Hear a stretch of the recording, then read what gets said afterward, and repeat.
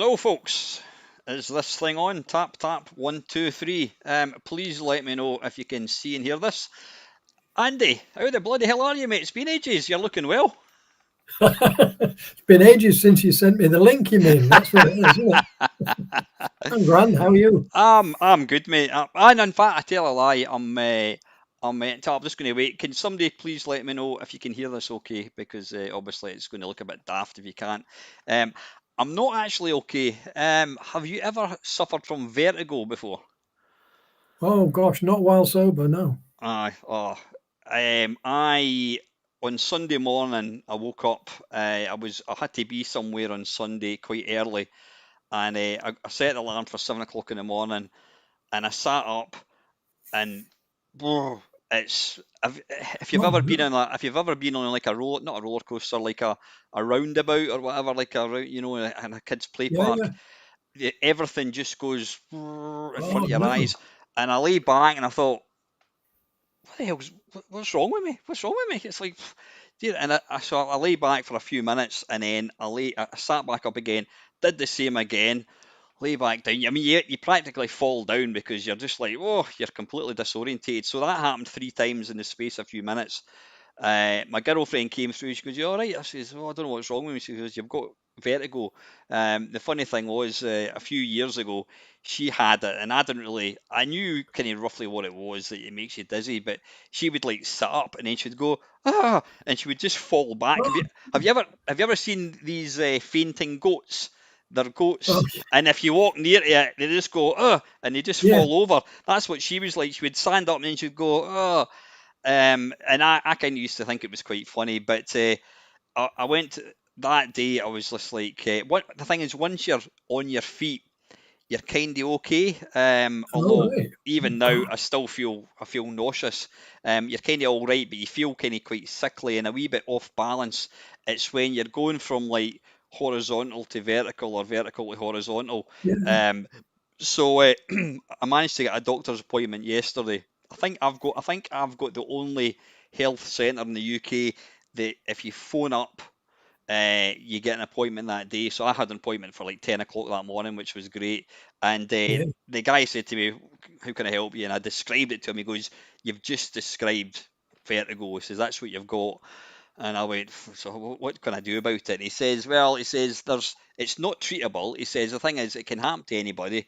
It nobody knows what causes it, but he says what they seem to think it is inside the inner ear behind the eardrum. There's three little tubes, whatever you want to call it, Right. and inside each one of these tubes is a little crystal.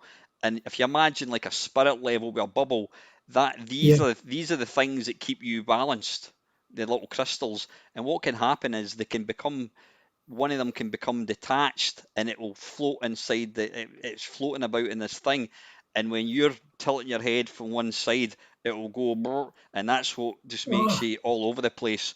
So what he's given me, he's given me some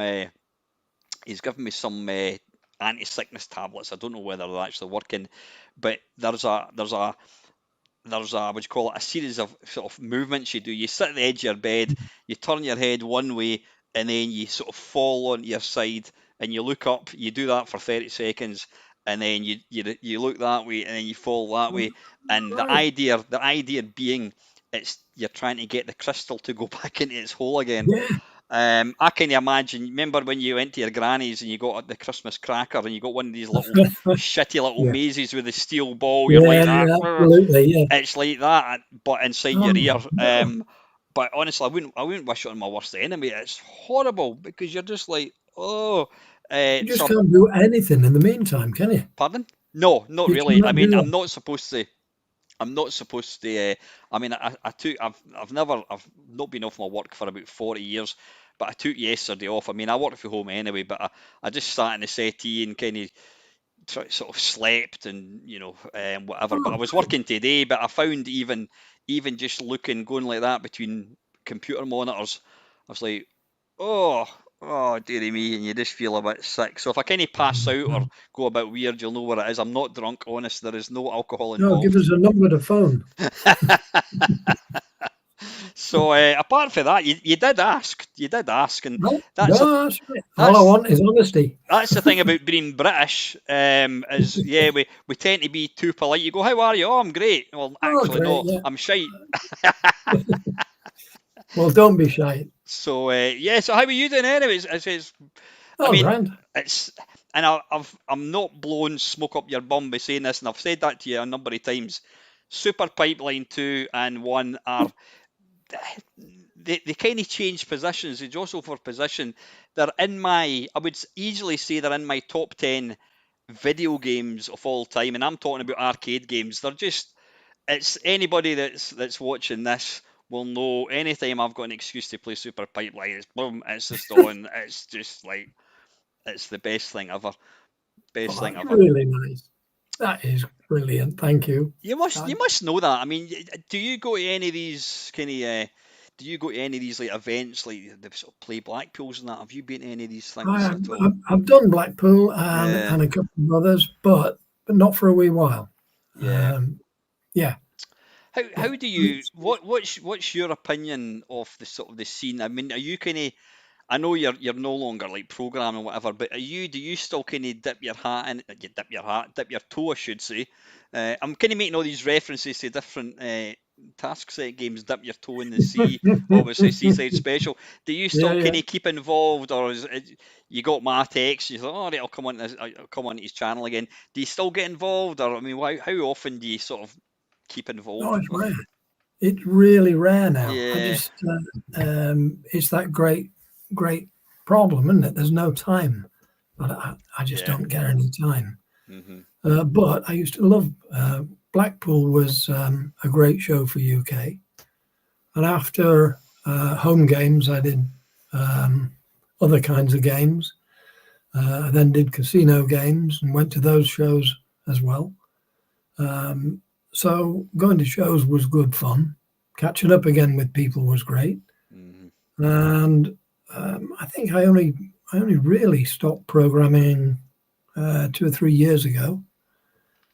Did a quick hit for for a great little gaming company locally who just needed some assembler work on microcontrollers uh, for um, for classic real type game, reels that actually spin. They're not virtual. And so I did that just to try and keep my hand in. And I didn't really have time to enjoy it because it was done and gone in no time. But yeah, above all else, I just love assembler. That's where it is. I think it's an engineering thing rather than a writing thing, Hmm. Hmm. and because that's really where I came to it from the electronics world, That's right. and I Yeah, found yeah, yeah. I was wiggling the pins on these chips and making them do stuff.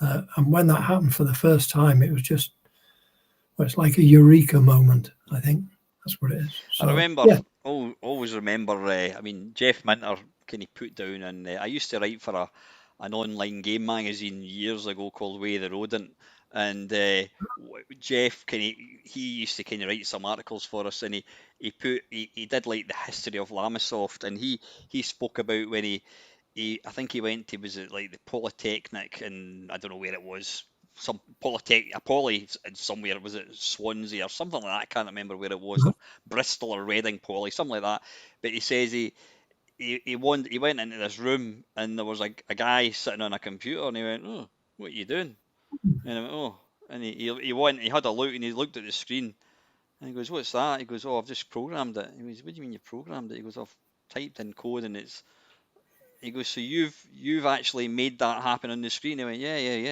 And he goes, that was it. He says that was his mind yeah, blown, and that was it. And then here you are. I mean, 40 odd years later, Jeff's still putting out games, and I think I, I feel so blessed that I was not alive. I mean, of course I was alive. I feel so blessed that I was around at that point when, because you and I remembered what it was like before the internet, before yeah, computers, and then you used to. I mean, the only time I got aware, the only thing I was ever aware of computers was when obviously things like the computer program, and in fact even before things like that on the BBC, there was like boffins on like BBC Two, Open University, and they'd be Yeah. looking at a computer, looking at a sine wave on a computer, and you're like, ugh. But then it's when things like Micro Live came along, the computer program, and it was just I couldn't get enough of these things. And I remember buying computer magazines, even though my mum, I mean, I didn't have a job at that point. I was still at school,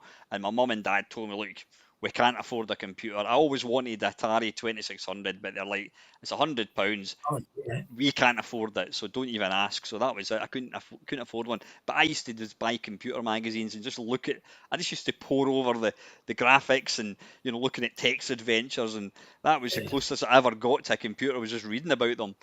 But then when I eventually did get a computer, and I mean when you think back to the sort of the early kind of 1983, 1984, there was a new computer coming out every other day, and it was brilliant. It's so different from what it is now. We now live in a digital age where people can. I mean, you can play games on your Amazon Fire Stick now. You're not even Yeah. downloading it. It's like, I know, magical times away. Just a different world altogether, isn't it? Yeah. The first time I was in electronics in a small laboratory, working away, and I could see these bits of microprocessors floating across the professional desk there. I'm thinking, I've no idea what it's on about, but it looks like, yeah, I should know something about this. I used to build logic arrays and all sorts of stuff with discrete logic and bits and pieces. And suddenly this thing came along, and I thought, that's extraordinary. And got a really early 8-bit development kit, and it had no language or anything like that. It had I/O was 8, just single pole switches, and the output was 8 LEDs, and So that was it. So instead of, just to put that into context, when you say it was 8 LEDs, what you were looking at wasn't on a computer monitor. It was little light bulbs that lit up.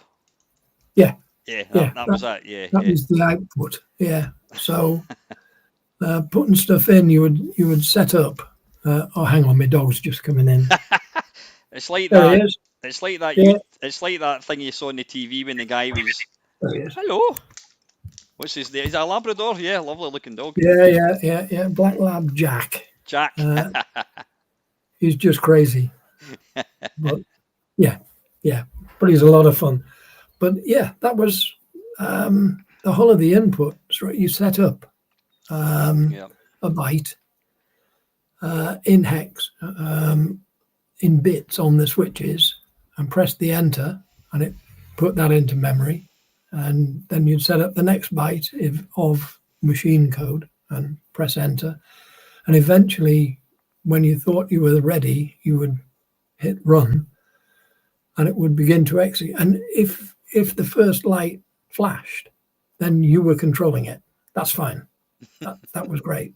But there was no way of storing anything. So as soon as you when you switched it finished off, your session, you've lost. Yeah. You've lost the afternoon's work. It sounds. I mean, that sounds about as. What's the word for it? Crap. It's like Nathanderal as I wouldn't say crap. It was about as Nathanderal as somebody with a slate going choop choop choop instead of text message. They were chiseling it out with a piece of slate. I mean, and it sounds just absolutely mental that was how it started, eh? But I suppose the fact that you were interacting, and albeit the only output, the only indication you got that it was doing something was a light was like flashing or whatever, eh? But it's just insane, absolutely insane. It's funny. You've just reminded me when I did economics at school. I managed to get my O grade and my higher, and one of the there was we got entered into this competition, and you had to like run the economy for like 5 years or something.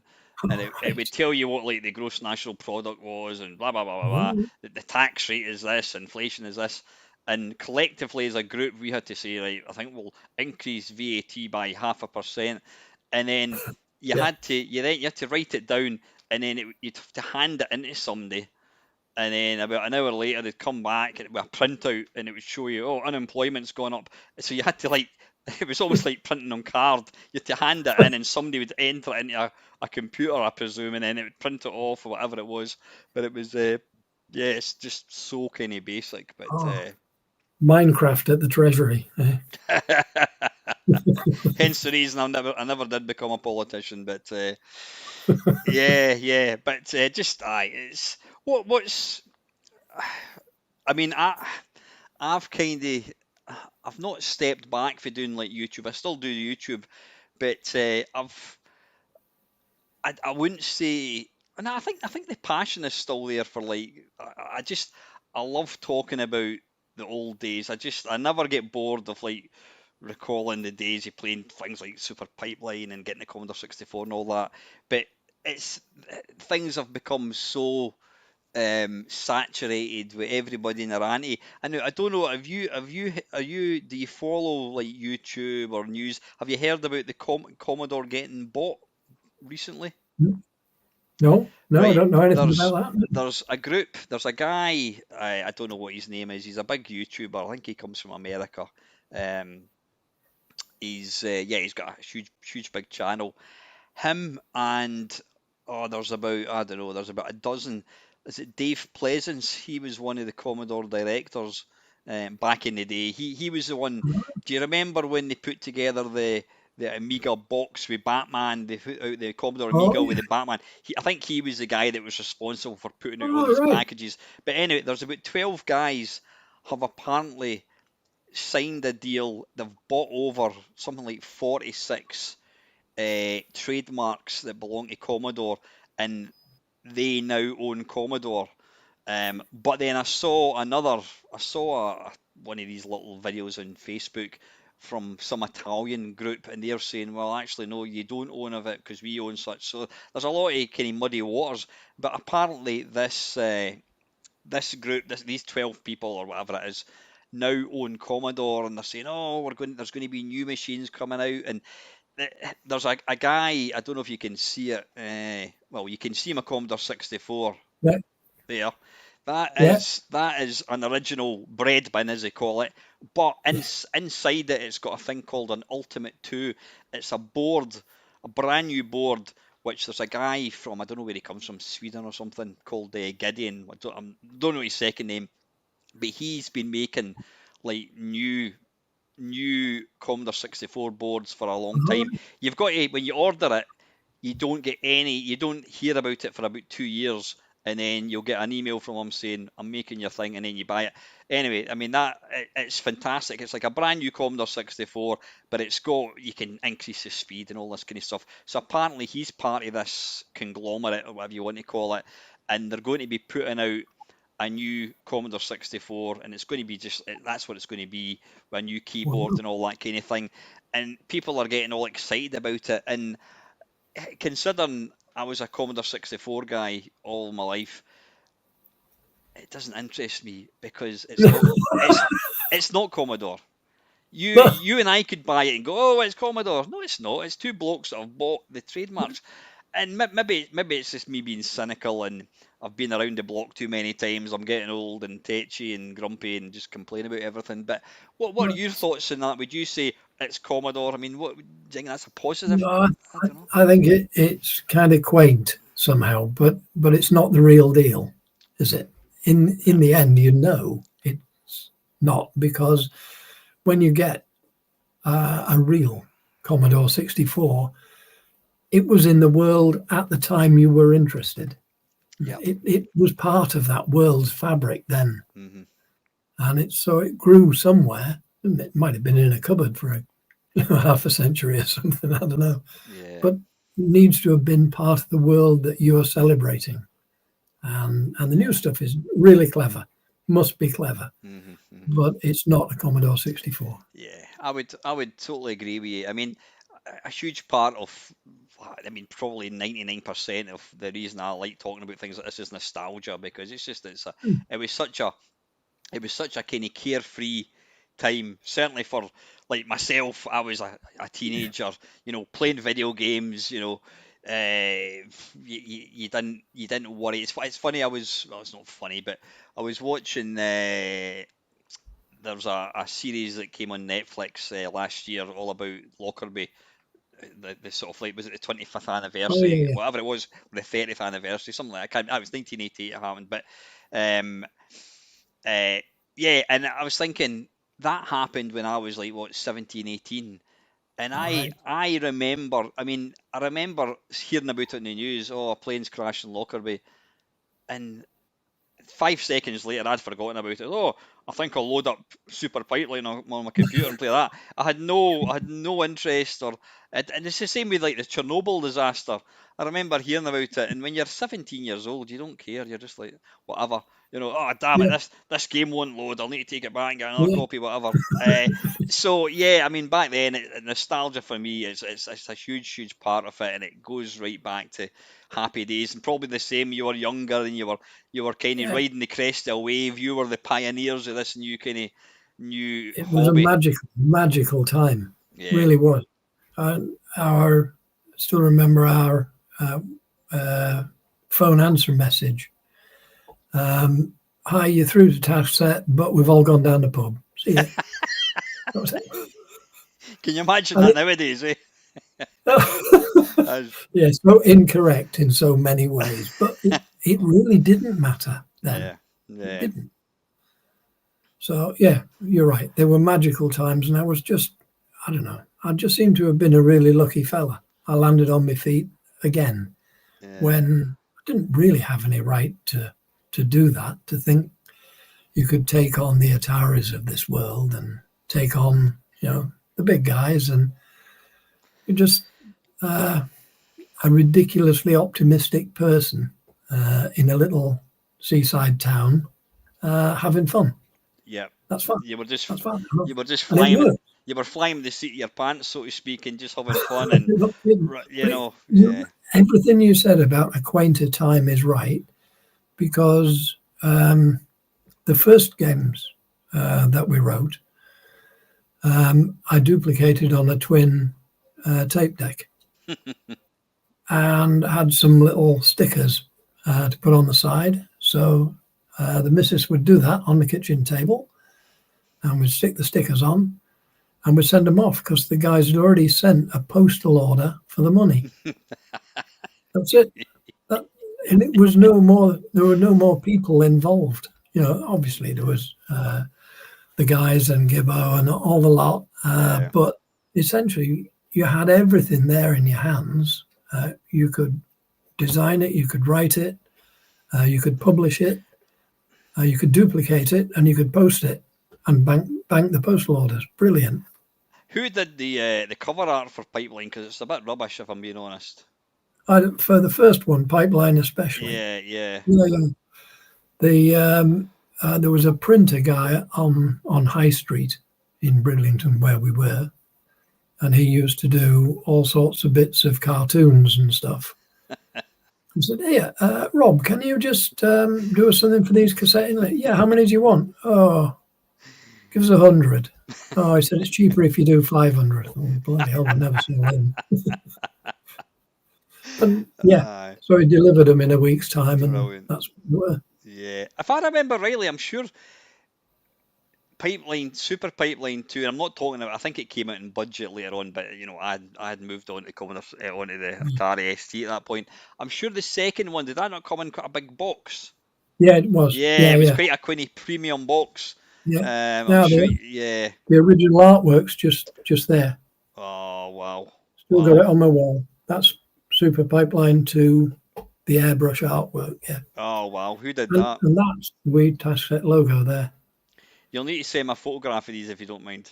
I would love to Aye, see aye, these. yeah. I would love to see these. Aye, oh, that's awesome. That's what was so quaint about things back then. It was so simple.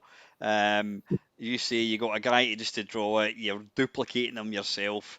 I remember talking to Andrew Hewson when I was down at Blackpool, Mm. and he said that they printed off, I can't remember what games it was. They printed off some games, they duplicated them, and they just had like a wallpaper paste table with like a cloth flung over Yeah, it, and they had all these cassettes.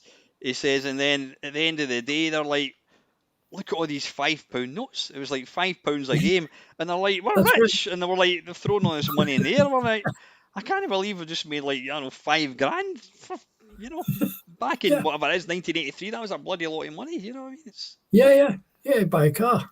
Yeah, crazy. But it was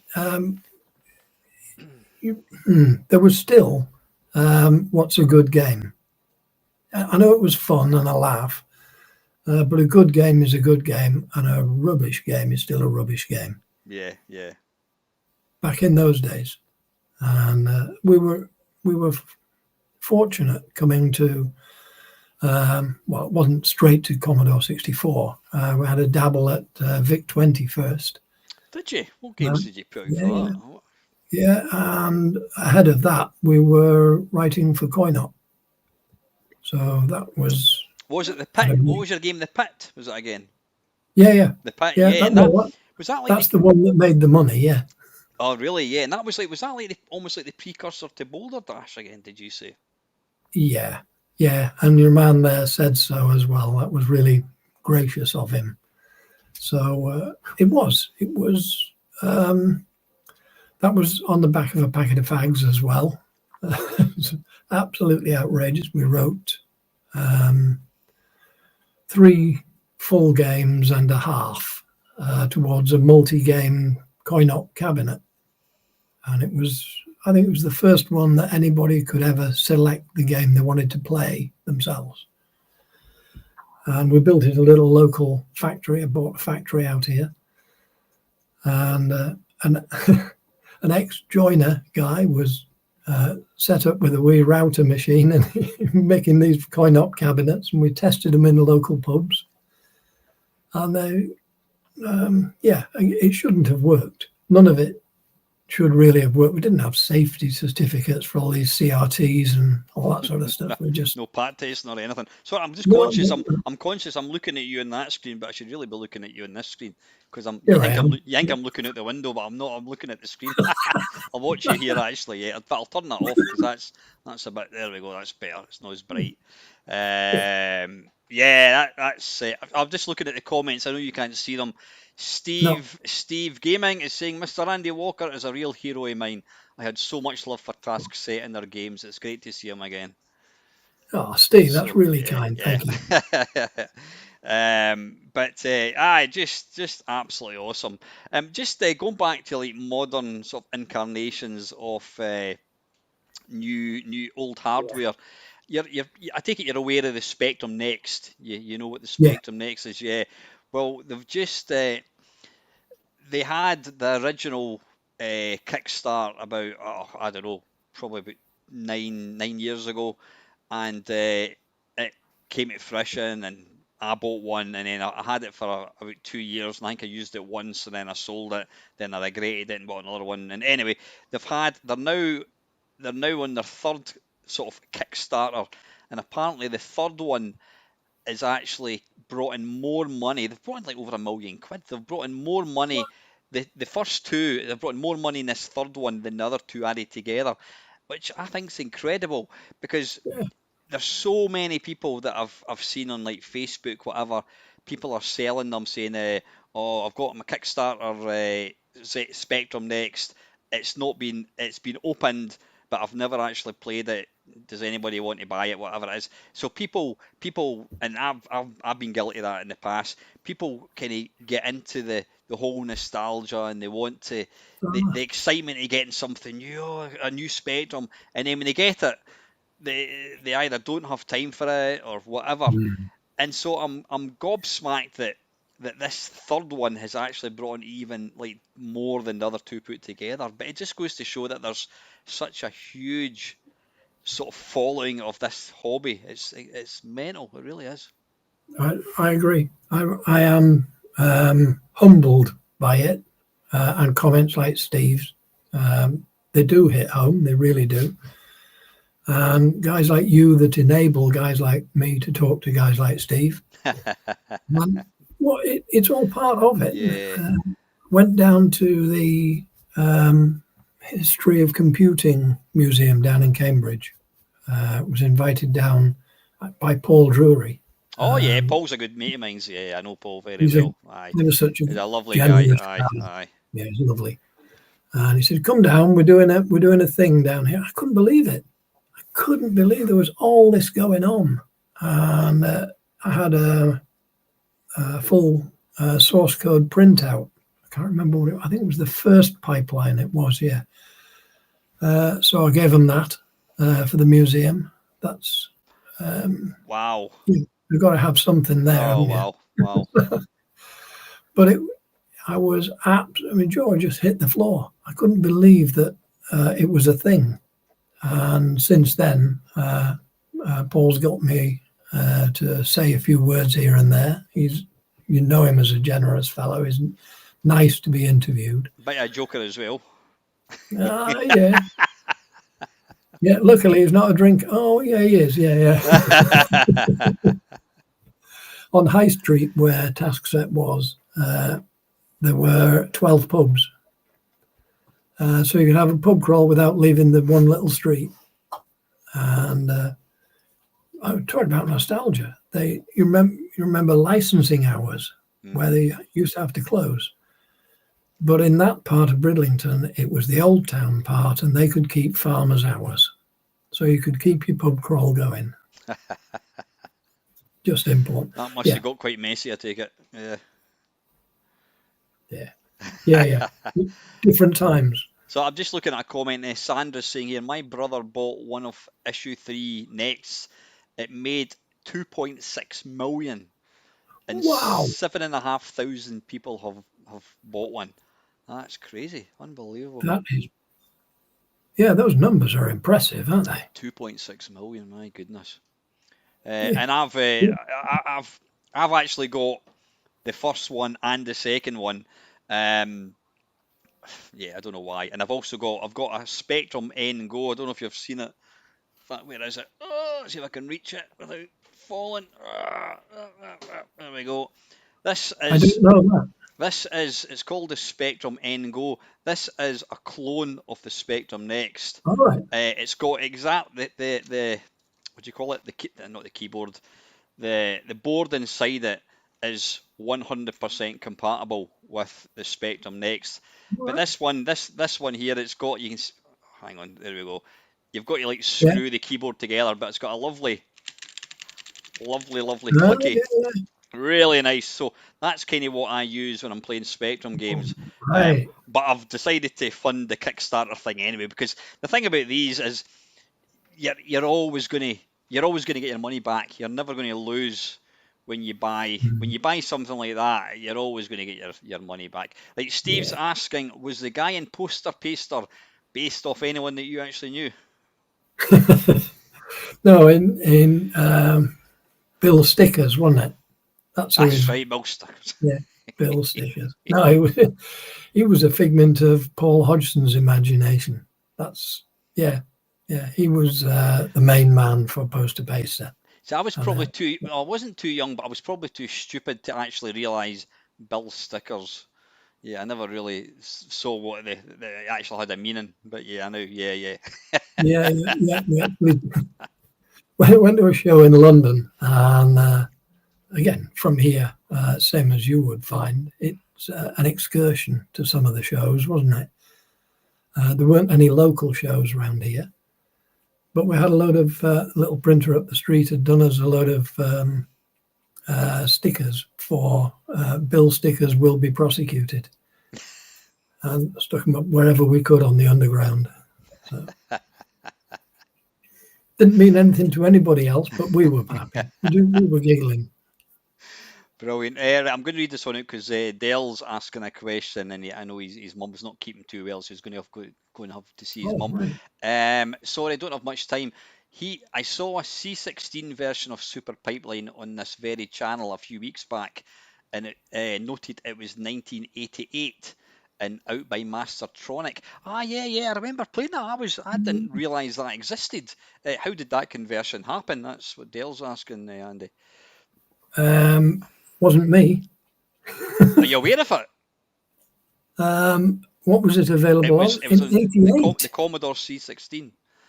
It looked the part, but it didn't play particularly well.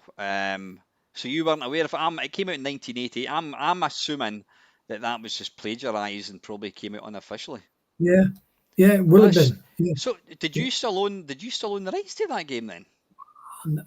I don't know. It's possible, but somebody asked me if they could write a pipeline for their phone about, I don't know, 10 years ago now. I said, yeah, go on, it'll be fun. And he said, well, do you need, what do you need? I said, well, make sure it's good. That'll do. And he said, don't you want? No, it's just nice to see it if it gets out there again. There's, you don't actually need anything from it, do you? Just air it, but make it good. And did it come out? Did you ever get to see it? Don't know. Didn't contact me again. Yeah, that's a shame. Yeah, I've got to say that it looked. Let me see if I can. Oh yeah. Let me see if I can. Let's have a look. See if I can find a screenshot of it. I've got to say, one of the boys might have seen it from Taskset. Just hang on a second. Where are we? What we're looking for? The +4. Where the hell is it? Yeah, I have to say, I've got a sort of feature that I do called the 8-bit face-off kerfuffle. Don't ask why, because I'm an idiot. And it's a face-off between all the different versions of a particular game.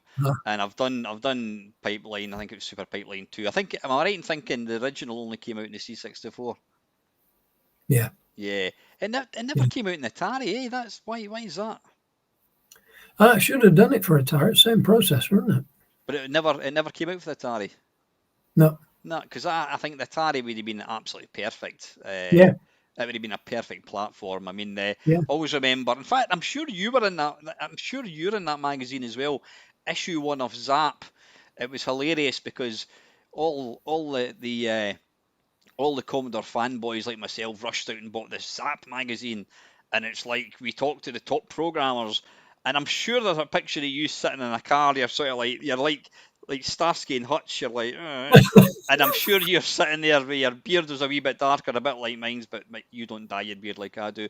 But yeah, and I think you were giving your opinion about how good the C64 was, and Archer McLean. They asked Archer McLean and I think Tony Crowther and Jeff Minter, and Archer McLean said, yeah, the Commodore 64 is really good, but it's not as good as the Atari. And that was like, as somebody had just bought the computer and bought the bought the magazine. You didn't want to hear that. You didn't want somebody to tell you that actually you've made the wrong choice. You should have bought this one. Yeah, it might have been a great piece of hardware, but oh gosh, I just seeing that photo with me in a car. I wonder if that's right. Wait a minute. Now we're going down a rabbit hole here, Andy. I think I might have. Yeah. I'm sure I might have looked at this already. Oh, hang on a second. I'll move that over there. What am I looking for? I'm looking for magazines. And let's see, magazines. Zap Commodore. You know what? It must be a guy thing. I must have about 100,000 PDFs of magazines. When am I ever going to read these? I mean, seriously, it's just ridiculous. But we somehow think somebody somewhere might say, I would love to read issue 7 of Zap. Yeah. Right. Because you know how strict Sod's law is. As soon as you get rid of them, oh no. Right, you can't. Same day, somebody will phone you. Same day, guaranteed. Right, what I'm going to do, in fact, I'll move that over here. What I'm going to do is I'm going to attempt to. I'll tell you what. I'll just. How can I? What's the best way? Because you can only see me, can't you? And you yourself. That's correct. Yeah. obviously the viewers or the listeners or viewers, because it's technically video, I've got this on the screen. Let me just have a wee look. In fact, let me see if I can add a. I can capture an image on media source. I wonder if it'll allow me. Let's have a wee look. No, it's not going to. It's not going to do it. Wait a wee minute. Right, take that out. Remove that. Oh no, it's media source. Hang on, I don't want to do that. I'll just leave that alone. Tell you what, I'm not going to. I'll send you the picture in Messenger once I find it. But right, hang on, Tim Cheney. So here we go. This is World's Greatest Machine. I wish I could let you see this. Oh god, it's black writing on black. Some people. Oh, I can't even see that. It's too. Hang on, if I zoom in a wee bit. Some people say the keyboard is tacky. Some people can't stand the basic. Some people find the colour of the plastic makes them ill. Some people are just plain jealous. But what do key people, you hear that, key people in the micro industry, it's funny you don't hear them called micros anymore, do you? Industry, is the C64 really the world's greatest games machine? And does it have a future? Chris Anderson asks the questions. Right, he spoke to David Tompkins, who's the Commodore retail product manager. He spoke to Tim Cheney, US Gold marketing manager. Let's have a look. He spoke to Ian Stewart of Gremlin Graphics. He spoke to Tony. Oh, there you look. Oh, what a bloody handsome bugger you were, mate. You're sitting on top of, I don't know what car that is. The registration is LRE, or is that LHE 728W? Oh, that's me old Camaro. Is it? Yeah, it's kind of white. Well, it's a black and white photograph. But Yeah. you're looking very dark. You look like something out of the Sweeney. You've got your black leather jacket on with your white kind of shoes on as well. Right. This is what Mr. Andy Walker. You're not just called the Taskhead programmer. You're called Taskhead Supremo. There's still no doubt in my mind that the 64's hardware is still the best home computer hardware for games that exists. It's the fact that they bothered with two special chips, the SID chip and the VIC-20, handling sound and graphics respectively. When you look at the screen capabilities, there's nothing to touch it. Take the screen speed of the Amstrad compared with the 64, there's no comparison. And on the Atari, there are only 4 meaningful sprites compared with 8 on the 64. As for the Spectrum, what can I say? Oof, I can see me losing a few viewers with that comment. Once the hardware people get their job right, the software just follows. It makes it so easy. I think the release of the Commodore 128 will add to the strength of the 64, provided Commodore get their prices right. Well, we know what happened there. They can't keep the 64 on £229 as it's supposed to be at the moment. The 64 has such a big user base now, it's just not going to go away. Certainly in a year's time, there will still be stacks of software being released. In 2 years' time, well, that's a lifetime in the industry, but my feeling is that it'll still be a strong machine then. My feeling is that those 64s which are out that are actually being used, I mean, I know quite a few people with Spectrums who only use them once in a blue moon, whereas those with 64s do use them a lot. The fact is, the 64 is the world's most written for machine. There's a staggering number of titles available for it. What this means is that the user wins because standards have to be so high. So there you go. Yeah, we all loved you for making comments like that. It says, obviously, let me just have a quick look and see if I can find Archer's comments. Yeah, he... where is he? Oh, it's not in that, but maybe it's further on. Anyway, not to worry. Right, I'll get rid of that again. So yeah, there you go. That was that was your thoughts. What were we talking about again? Yeah, we were talking about the sort of the Spectrum next and that kind of stuff. Yeah, just how it's But that photo, what, because not everybody could just take photos on their phones these days. They were proper journalist photos, weren't they? Had to be a member of the NUJ as well. But that will have been taken at the local. There's like an exotic hall, nice little stately home type thing, just up the street. and Suaby Hall have a little zoo, and I knew that they had llamas in that zoo,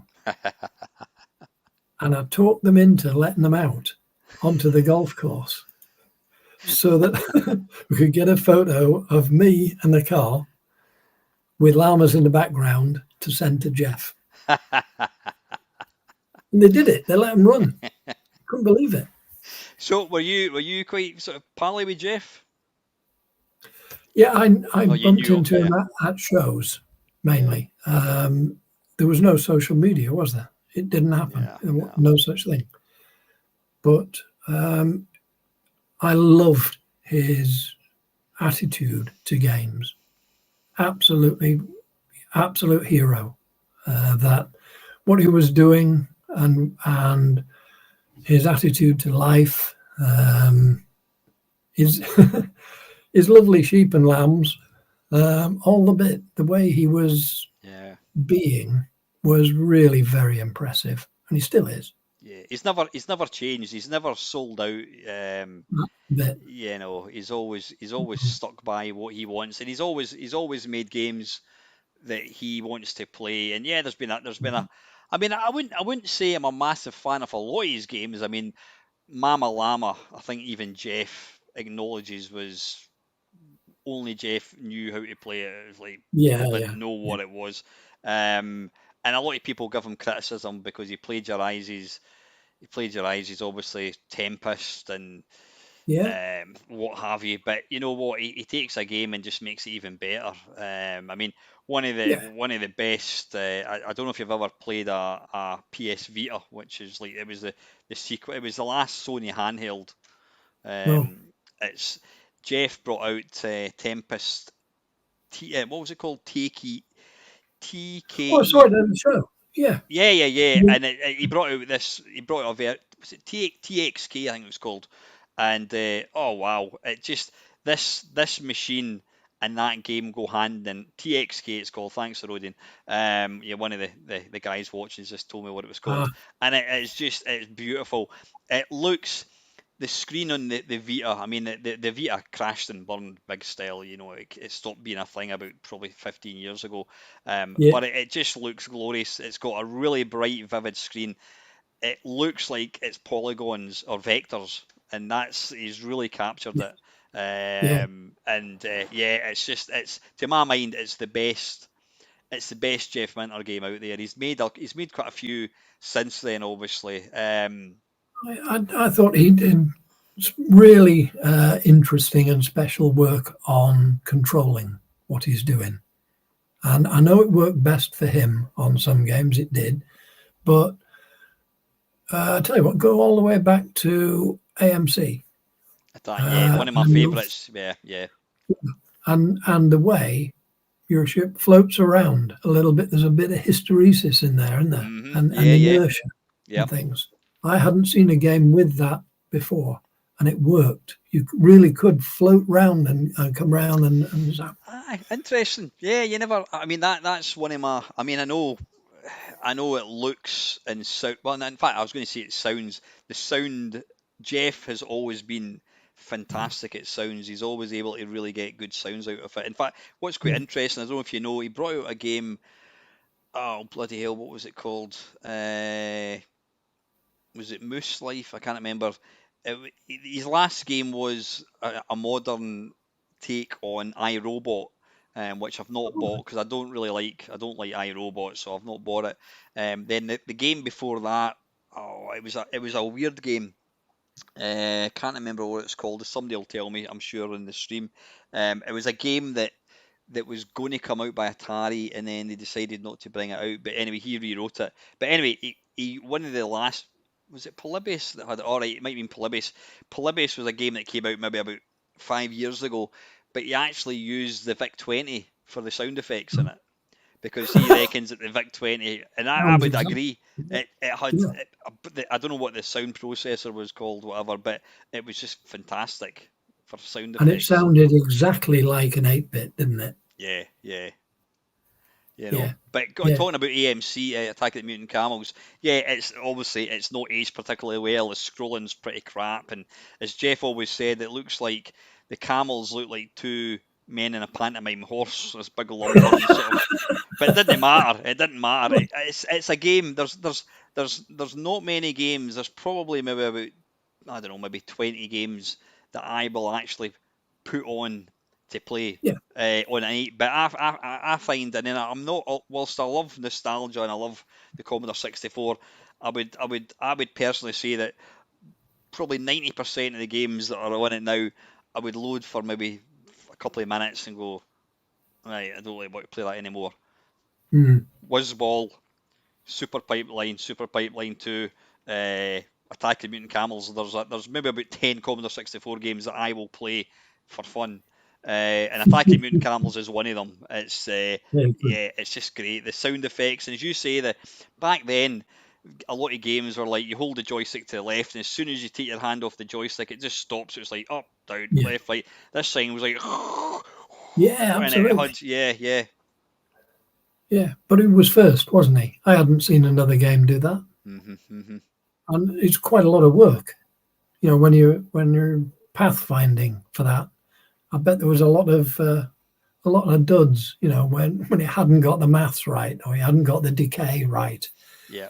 So yeah, What yeah. If he they imagine what went through for that, it was great. what Jeff said, because I was looking off, he was on my. In fact, you were on it as well, the last charity live stream that we did. When would it be? Maybe 2 years ago. I think it'll be 2 years in November. And he was saying that the very, very, very first thing he does when he gets a game, starts to write a game, is he gets the character that you're controlling into the game. Then he gets the control right. Then he starts to build the graphics around it. Because you're absolutely right. I mean, how many games have you played where you think, oh, this looks great, and then you start playing it and man, this is the biggest load of shite ever. It's uncontrollable or whatever.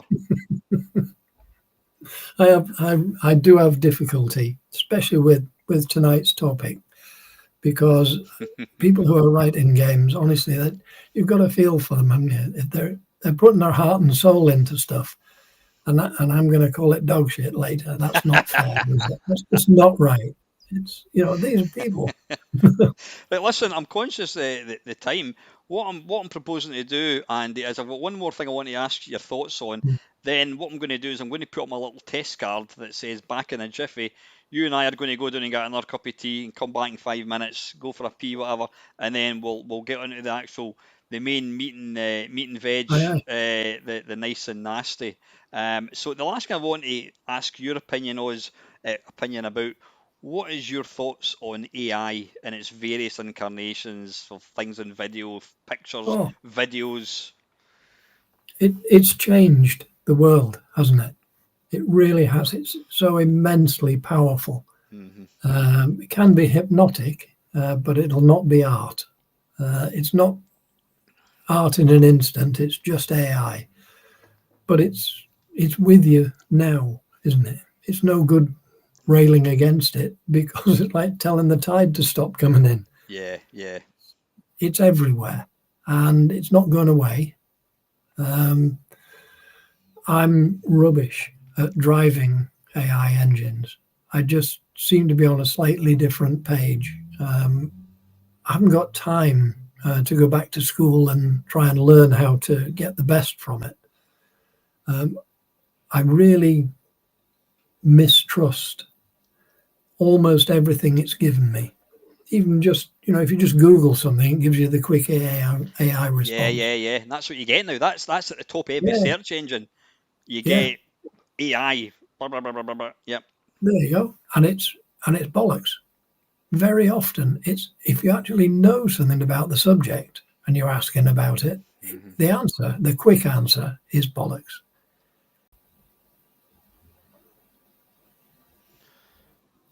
Right. It says it's streaming, but hang on. Restream channels. Right, it says it's streaming again, so hopefully we'll just give it a second or two for people to come back in, and then we'll go and grab a coffee. No, you're right? really calm in a moment like that where it's telling you everything's just gone tits up, and you're just calm. And we'll just try this, and we'll just try that. You know You've what, thrown mate? It happens every time. I think that's part of the appeal. People watch this because they love to see me crash and burn, and I'm just like, whatever. I'm like, I just, yeah. There's no point in getting upset about it or anything because it is what it is. Right, we're back. Hey, we're back again. Right. Well, we've lost every viewer bar one, but I'm sure they're going to be back in a second. Yeah, in fact, hi Nick. In fact, I've got a bit of a legend, Andy. You're the original classic programmer. We've got a guy called Nick Sherman, who's a good friend of mine. He's got a company called Arlasoft. Now Nick doesn't do that full time, but Nick has actually he's written he's written the quintessential version of Galaxian Oh Galaga wow! for the C64. They're just incredible, and the best of it is you can put it together in like a couple of weeks. Uh, Oh, for that live stream, we had a one of my favourite arcade games is Berserk. I don't know if you're familiar with Berserk. It's Berserk is great. Yeah, it's brilliant game. And we were having a chat about it, and I says, you know what, the best version of Berserk is it's on the Spectrum, and it was written by a friend of mine, Steve Snake, who used to write a lot of games for the 8-bit machines. And Nick's like, well, we can't have that. And I went, well, you know, the version that people say is great in the Commodore 64 is actually nothing like the Commodore. It's nothing Oh, like Berserk. It's a good game, but it's not Berserk. mhm. So, and then about a week later, Nick goes, I've sent you this file. Do you want to try it? And it's fucking arcade Berserk, and it's perfect. And I'm like, did you just write that? Yeah. He just knocked it. He just knocked a version of Berserk, and I could send it to you if you've got the means to run an emulator or whatever. I can send it to you. It's jaw dropping. If you have the arcade running side by side, it looks identical. The only thing he's How's done he is done that? How's he done that in the time? I don't know. How did he do that? And what he also did was when we did the live stream, when we did the 12-hour charity live stream a couple of years ago, a week before it, we were, he said he wanted to write a game to sell to give the money for charity. So we're having a chat, and I says, "Oh, Burger Time." So he wrote Burger Time, and that is it is jaw dropping. It's the arcade. When you look at I mean I appreciate that nowadays you've got a proper keyboard, you've got all the sort of I suppose there's libraries and routines and you've got the knowledge, but it still doesn't change the fact that he's written an arcade perfect, indistinguishable from the arcade version of Burger Time on the Commodore 64, and it's just absolutely Wow. incredible. And then on that day, sorry Nick, your head will be getting bigger and bigger because I'm really pimping you up big style here, mate. But on the day of the live stream, I think Nick was the second guest on. He came onto the stream, and he was going to write a game starting that at that point, and then he was going to come on. He was going to come on maybe 5 hours later and show us the game that he'd written. And he wrote this little puzzle game like within 5 or 6 hours, whatever. It's just like Oh, just absolutely wow. phenomenal. But anyway, Nick's is blaming you here. He says Andy said the AI overload overview was bollocks, and the stream immediately cut out. So yeah, I'm thinking there's something in that, mate. I Yeah, really yeah, do. I think there really is. yeah, But yeah. I don't believe in coincidences. No. but that is what you were saying about the little AI summary at the top. That is the first thing that you see if you do a search in your phone and type in who is Andy Walker of Taskset, it will come up Andy Walker, blah blah blah, and it'll have at the top AI overview. Now, Yeah, I was talking earlier on about that I wasn't feeling well, and what's the first thing you do when you've got a sore head? You go into Google and you type in, "I've yeah. got a feeling dizzy." Oh, you might have cancer, you might have had a stroke, blah blah blah. Oh, And if that's the first thing that you read, and it says you've got this, you want to take paracetamol, people could take the wrong yeah, advice or how to fix a car brakes. Blah, blah, blah. yeah, That's yeah. it's quite scary actually. I use it quite a lot in the council stuff. Well, you don't get a choice Yeah, because it's automatic. But it just a regular Google of something that you know about in council admin terms, and what comes back is just wrong. It's fundamentally wrong about what it's telling you. And you think, if I then decided to write a question to be held at full council or something, it's all based on bollocks. I'd be shot down in flames immediately. It's really dangerous stuff, but not as dangerous as trying to fix your brakes online. No. Yeah. But yes, please. Aye, thank you. Oh, my daughter's away. Oh, My daughter's away to me. Can Andy get what you want, Andy? Is it 2 sugars you aye. want, mate? Not many. You're sorted. But yeah, I mean, I've made my no secrets about what I think of AI. What's your view?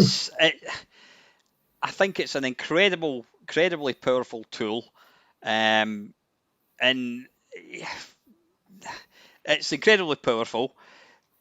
But I hate the way it's going. I hate how people are using it, because I've got a few.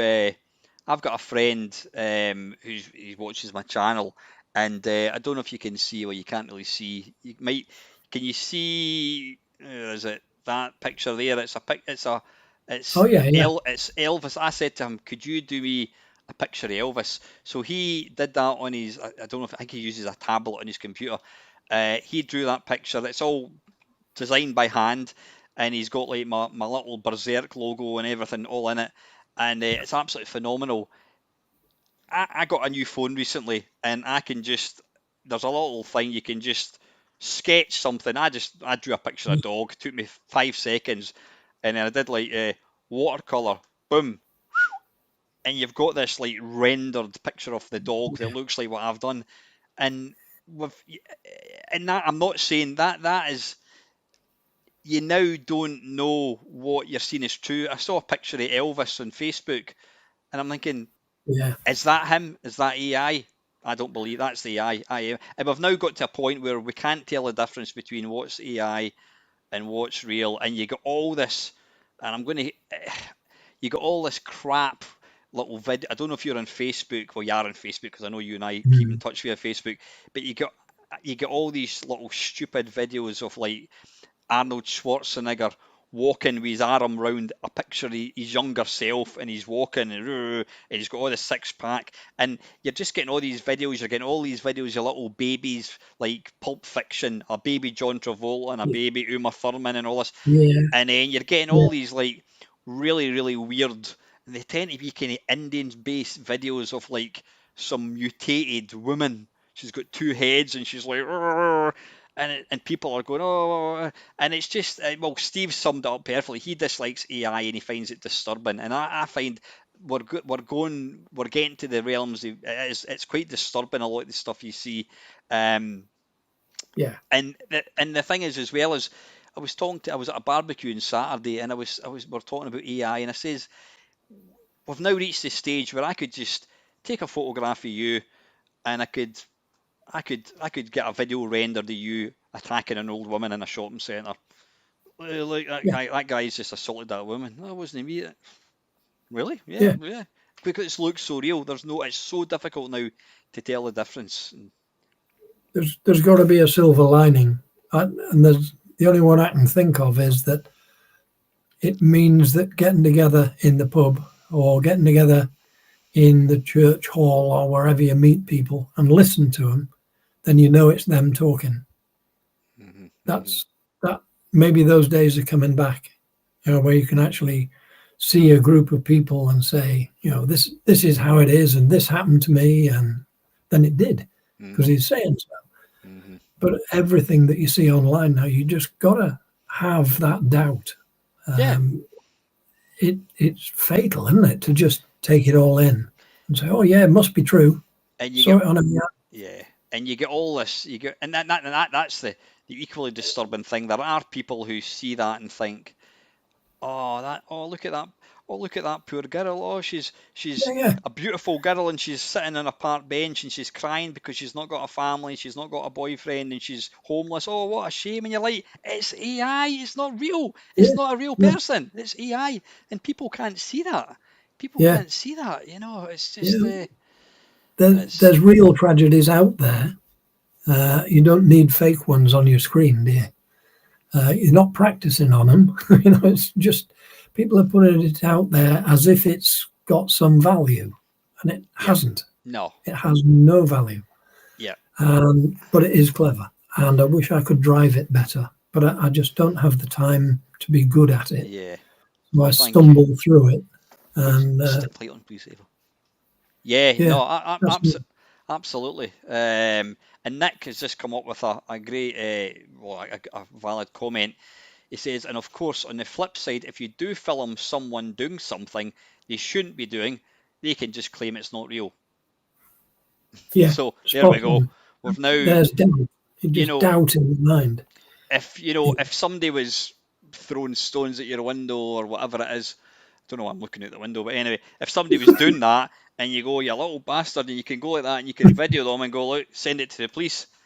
Oh, that's AI, mate. No, it's not. yeah, No, it's AI, mate. And yeah. uh, Prove it. I mean, I wonder if we've got to the stage now where if somebody was getting trialed for like murder or something like that, and well, there's video footage.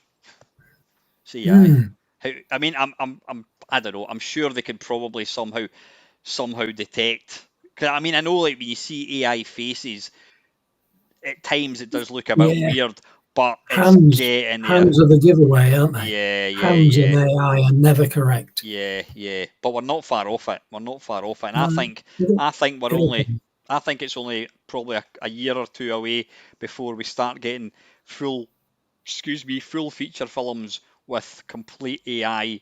You've got, Yeah, you're going to have James Dean and whatever it is, Ozzy Osbourne in a film yeah, together, and yeah, I don't like that, and it's the same with, you can you get these little apps for your phone where you can put a picture of like your deceased mum and dad onto it, and then it'll turn a still photo into a video of them going ha ha ha, ha.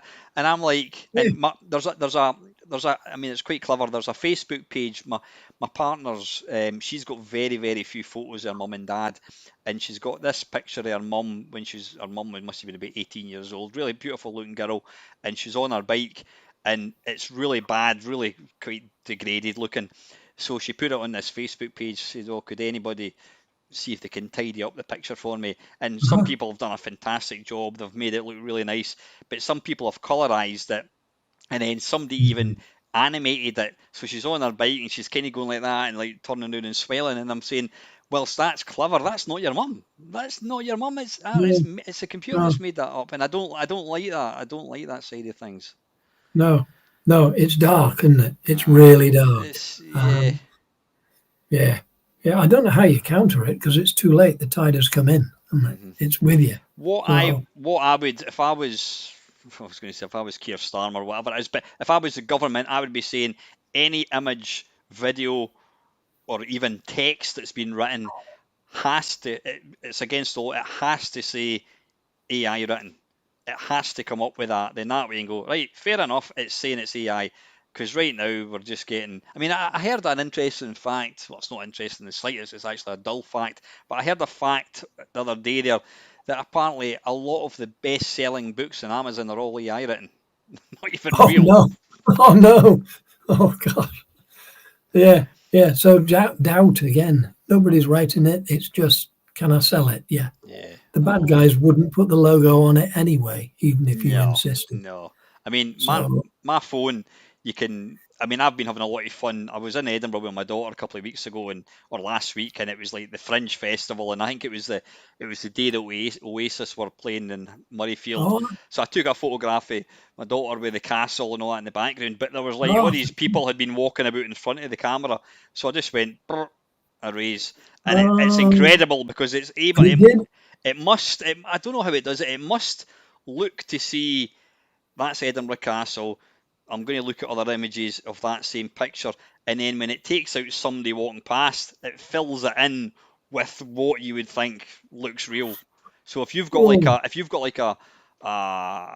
what do you call it, a barrier going along, and then you've got somebody walking in front of the barrier, it will get rid of the person, but then it will put the barrier in the background, and it's so clever. I was just messing about with it, and I ended up getting it. It was just the castle. There was nobody else in the picture. You know, so well, it's crazy. I think it's fantastic, but I just hate the way it's going, and I think ultimately it's going to lead to people losing their jobs as well, which is sad. Oh, no question about it. But you've got to have that doubt, and if it brings people together in real life, then that's a good spin-off. Because if they're playing on the stage in front of you, don't you? Mm-hmm. So yeah, I know. Yeah, hopefully more live stuff. Yeah, I can assure you that this is not. In fact, how could I actually prove that you're not AI, Andy? How could I possibly? How could you prove it? How could you possibly prove it? No, somebody good at AI could do it anyway. Aye. Yeah. Don't know. Anyway, on that bombshell, Andy, I know I've been talking for about an hour and a half, and we've not even started yet. But do you want to take 5 minutes and go for a piss and go and grab yourself a cup of tea or whatever? Yeah. Awesome. Right, listen, folks, I'm going to put a little test card up. We will be back in about 5 minutes' time. Don't go away. I'm going to hear Andy's nice and nasty choices, where he picks 3 games that he's going to take to the desert island, and 3 games, not 2, where you can get rid of them for whatever reason. So we shall be back soon. And we're back again. Is it you fed and watered, mate, is it? Aye, all good. Yeah. Fantastic. Yeah, not too bad. It's funny how we now live in this world where you take a 5-minute break, and what's the first thing you do? Oh, I need to make a couple of quick phone calls. Just like, geez, bring back 1982 when, you got 5 minutes. That's what you got. Oh, I know, when the phone rang. Oh, that's your pal, or you just ignored the phone and nobody contacted you. And now it's like when you go to, if you ever go to like a training session at your work or whatever it is, and they say, right, we'll have a 5-minute, was it comfort break they call it. The first thing people do is they're outside on their phone and they're talking to people and answering emails, and you're like, yeah. Give it a rest. Honestly. Anyway, right, listen, folks. We're now going to get to the main event. Ladies and gentlemen, I would like to introduce Mr. Andy Walker. I always think it's quite funny when I say off Taskset software. It'd be like, I used to work in Rulco, which was like it was Woolworths, but it was a big mega store version. It would be like somebody introducing me, Alan Stewart of Rulco. It's like I stopped working there in 1983, and it's the same with you saying ex Taskset software. But anyway, Andy, listen, thank you very much for obviously for joining me tonight. I've enjoyed. I think everyone's enjoyed the chat. We've had about an hour and a half of just us putting the worlds to right and having a general moan about AI and all that other bollocks. But now you know exactly what I'm looking for. You're getting sent to Desert Island. You're allowed to take 3 video games. It can be anything at all. It could even be a mobile game. It could be an online game. And if it is an online game, there will be other people in their own desert islands that can play with you. So I'm going to ask you to give me each one at a time, and then just explain to the listeners and viewers why you picked that one. Well, this bit really fills me. I'm really nervous about this lot. It's just not easy. Do you want to start with the ones I want? Yes, we always like to start off with the good stuff, and then we gradually drag the tone down a wee bit. Yeah. Top of the list. I bet you're not surprised, but there is no question in it. That was the easiest one to pick. It's Williams Defender. Arcade, original. Yeah. And it remains, for me, the best video game there is. That's it. That's why it's at the top of my list. It's been at the top of my list for a very long time. I saw it. I paid for it to play on it a lot of years ago, and I just could not believe my eyes, or ears, but mainly my eyes. I'm no good at it. I'm getting worse because I'm incredibly old. But it remains. If it was two brothers, wasn't it? Really, that wrote it. Was that? I mean, And I only just know Eugene Jarvis. I didn't realise there was somebody else who was involved. Was it yeah, really? Oh, really? I didn't know that because he's always the sort of the sole he's creditor, I top think. billing, Yeah, isn't he? Yeah. yeah. But the other guy I bumped into at a trade show. He was their guest on some big casino show thing. But they had, of course, one of the original cabinets as well. And it was just packed. Everybody, there was all this great casino stuff going on, but everybody was looking at Defender still. It's not just my choice. It was a whole trade show's worth of people. It was their first choice as well. And I just cannot find anything wrong with it. Not that I'm looking for it, it's just that I wish I was better at it. I don't have the time to invest now, but if I was on a desert island, I definitely would have the time. Mm-hmm. And that's what no time spent on Defender is ever a waste. Never. It's always good. A question of how good. Yeah. If I clear 3 screens, I'm flying. I'm really going. How are you on Defender? Well, probably no surprise. I was a guest on my own podcast. My mate Del Boy, he Yeah. interviewed me for it, and that was my choice, Defender. I've I never really got any exposure to the arcades, just because where I lived, I didn't live near a seaside town or anything, and when you were, I certainly didn't live within walking distance of any arcades. So my sort of teenage years, were spent playing um, Commodore 64 ports. Now there's an absolute staunch version called Guardian, written by Steve Evans of Alligator Software. All right. It's a phenomenal port on the C64, but I remember loading it up and thinking, "Oh, this is impossible," and I just gave up. I used to you would go into the arcades when we went on holiday. We used to go camping I don't know how we managed, but my mum and dad used to take me and my 2 sisters down to a place called Roydon, which is down in Essex. And I mean, but coming from Edinburgh, I think Yeah. it must have been the A1 all the way down to London. We used to stop at like Scotch Corner, and my mum had Yeah. made up.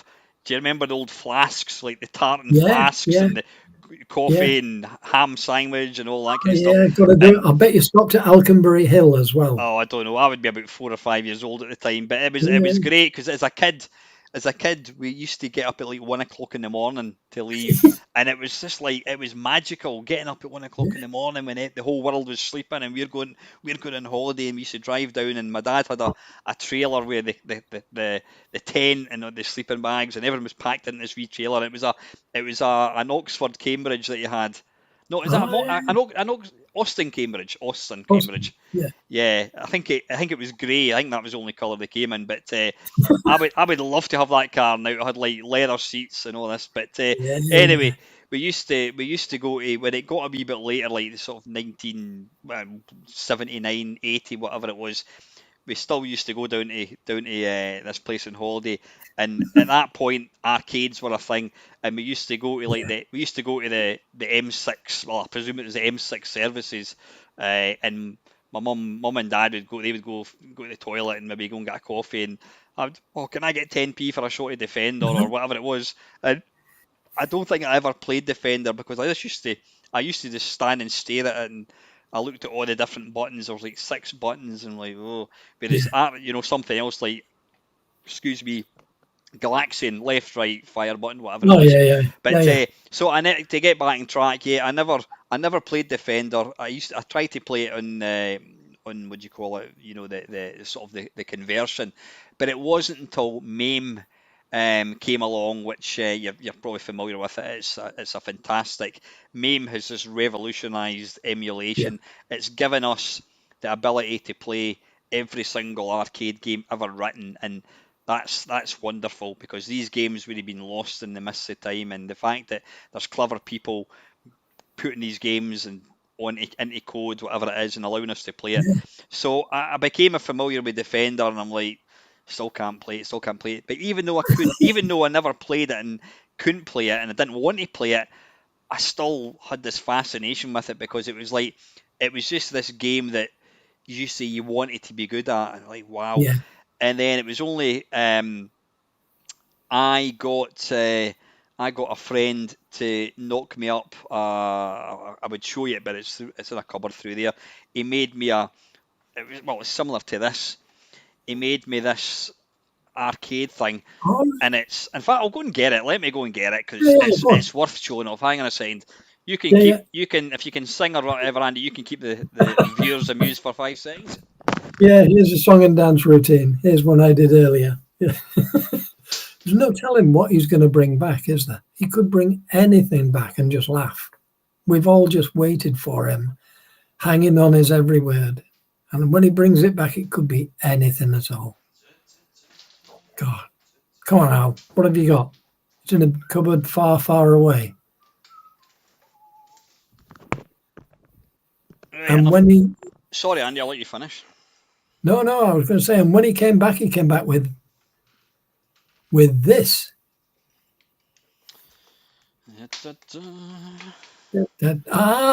How beautiful! Yeah. How beautiful is that? Yeah, that is magical. Can you see the Oh, buttons the right way around, or are they kind of back to front? no, well, I can see reverse is reverse. Oh, aye, because I'm looking at the screen and it's like reverse, but it's all written back to front, which is a bit weird. That just Um, makes it even more but difficult. yeah, this only moves up and down. It doesn't move left Yeah, and right. yeah. You've got all the buttons. You've got, I mean, there's how many buttons? There's reverse, there's thrust, there's fire, there's smart bomb, there's invisible. I think invisible, that was on Stargate Defender 2, and then you've got hyperspace. So this is an absolute dog's bollocks. It's a phenomenal controller. Ah, So I started playing that. It just plugs in using a USB thing. It's great. right, yeah. So that Wow. totally transformed. I was then able to start playing Defender, and then I'm going to say a few years ago, maybe about 5 years ago, a friend of mine's, Paul Spriggs. Paul used to be the world high score record holder at Defender. He'll get like 4 million on it, whatever. He invited me down to Arcade Club, which, I don't know if you're familiar with Arcade Club. It's a phenomenal arcade. It's a guy called, Yeah. Andy. Is it Andy D? I think he's called. It's his own personal collection. Oh, He's got something like 2,000 cabinets. what? He's got every cabinet you could ever imagine, and he's got the main building is in Bury. He's got one in Blackpool. He's got one in Leeds, I think it is. Worth a visit. It's 16 quid to get in. That's you for the whole day. It's every cabinet's on free play. So if you God. want to get down, in fact, what we'll need to do, we'll need to get down, Andy. I'll need to meet you there. We'll need to get a weekend Yeah, together yeah. and get down there and play some Defender. Oh, I've got to do it. But Yeah. I was going to say, Paul invited me to. It was a Williams special, and I went down there, and it was all these guys, and they were all like capable of getting like 3-4 million at Defender, and then there was me who could get to like screen 3, but just phenomenal. But anyway, Paul was. He was selling his Defender cabinet. Now it's not an original. It's kind of been built with like bits of wood, whatever, but Yeah. it's got it's got the proper controllers. So I've actually got that in my kitchen downstairs. So I've got a Defender cabinet in my kitchen downstairs, and Wow. it's funny because one of my mates, he's now retired, but he was, what was he doing for me? He was doing some decorating. He's a kind of handyman now. He used to, in fact, his job was in AI and inventing things, but he's now retired, and he does a bit of, like, he'll decorate people's houses and he'll put shelves up and all this kind of stuff. But he was doing some decorating, and then he saw my cabinet. He went, "Oh, I don't believe that." So I had to, like, he ended up, I think in his first go he got something like 28,000, and so his What? name his name is now the high score, and I'm like, "You Oh, no. bastard." Not on yours. So I can't get on the high score.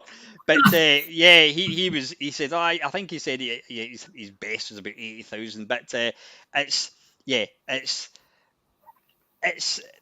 there's nothing wrong with the Yeah, game. It's the if you think of what the essence of a video game is, it's a it's it's about achieving a high score. You're never going to beat the game. You're never ever going to beat it. It's about pushing the skill and boundaries and yeah, surviving just that little bit longer. And the fact that you've got to learn how to play it just yeah, means I suppose it's a bit like the difference between driving an automatic car or driving a car with gears. Anybody can drive a go-kart or an automatic, but when you suddenly learn how to drive a car with gears, it's like, oh, this is great. And yeah, it's the same with the minute you master the controls. And whilst I'm not a master at Defender at all, I can get to maybe level 3, maybe 4 on a good day. I can now I can now control it. I can now do reverse, fire out, yeah, reverse. yeah. I can do it, but I'm still shite at it. But it's head and shoulders the best video game ever. And even when you die, it's good. The poof. Aye, That's it's just yeah, you get what. the reward. Yeah, yeah, yeah. Yeah, yeah, yeah, The yeah. sound. Sorry you're dead, but enjoy this. Aye, exactly, exactly. And you instantly, as soon as I don't play it often enough, but when I'm waiting for my fish fingers and chips in the air fryer to cook, I think I'll just have a quick couple of. I mean, I've got a friend, Charlie Farr, he was on the stream earlier on. Charlie is, if you go to Arcade Club, you'll see CHR, all Ah, his initials. He's got the highest score in probably every video game. Charlie's actually got the world high score record in Galaxian. I think it's oh, what? over 2 million. Yeah, he recorded it. He's got his cabinet in his house and he recorded it. He did that about 10 years ago. But he's the high score world champion on Galaxian. But what was I going to say? I can't remember what I was talking about. Completely forgot what I was talking about. But yeah, it's just it's It, it's the pinnacle, isn't it? you can't fault it. You can't fault it. No, but also it was so early. It didn't evolve, did it? It Yeah, went, boom, there you go. yeah. It's after Wild West and a little screen with a covered wagon and two See, guys shooting at you each know other. what? Next is Defender. I've done about, I don't know how many of these. I've done about maybe 25, 30 of these nice and nasties, and you're not going to be surprised that Defender and Robotron crop up on quite a Yeah, regular occurrence. Eugene Jarvis, and you're seeing another guy. I don't know how they managed it, but that must have really pissed people off because they've just quite literally come up with the best game ever right at the yeah, start. And I went, right. fucking hell, how do I match that? Yeah, absolutely. What do I do now? What's better than that? Oh gosh. So it You will know, yeah, it'll be there. I would take it to an island, yeah. and That's I'm not sure there'd be time to play anything else, even if I was it'd just be there. sorry. I was Um, going to sorry. I couldn't remember why I mentioned Charlie. What I was going to say is if Charlie was playing it, he would have to pause the game to eat his dinner and then go back to it. Whereas I can have about 10 games of Defender whilst I wait for my fish and chips to cook in the air fryer. You know what I mean? It's like, boom, game Absolutely. over. Start, There credits, we go. start, game over, start. Yeah, yeah. Oh gosh, it's awesome. So is the hardware. The hardware is brilliant as well. So far ahead of its time. But the play, the reaction, Right, pretty we're impressive. back. We're back, folks. We're back. We've got 0 viewers because obviously everybody's got bollocks to this. I can't be arsed with this. Deary me. So anyway, listen, we'll just crack right on. People can watch it in the catch up. So anyway, Andy, yeah, your first choice is a Stonewall Classic Defender. Yeah, no arguments in that one. So did you reveal game number 2? I can't remember if you did. I was just starting to do that because there were two contenders for it, Tetris and Asteroids, and I ended up with Asteroids. I didn't think I would. I thought it'd be Tetris because I remember the little mod coming out for it to extend the gameplay. A mod? And What was that? Mod in Tetris? yeah, there was people selling an arcade kit, and it was something like 14.99 or something like that. That's all it was.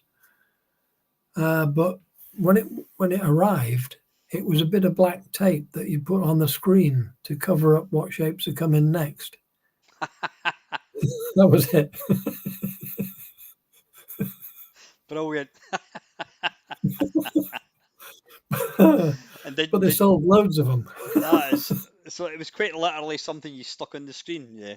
Yeah, So yeah, what just what covered it. sorry, we're not talking about Tetris, we're talking about Asteroids, but so what version of Tetris were we talking about? Tetris was the paid for coin op.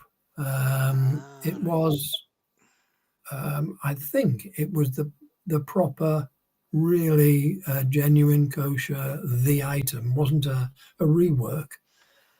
It was, oh gosh, again, Alexei Pachanovsky or something, whatever his name was, or yeah, something, it was was. it? I wish I could remember his So name. I mean, Yeah, I'd never heard of Tetris until I got the Game Boy. It came packaged with the Game right. Boy. Yeah, yeah, of course. So Yeah, had it been out in arcades prior to yeah, that yeah. then?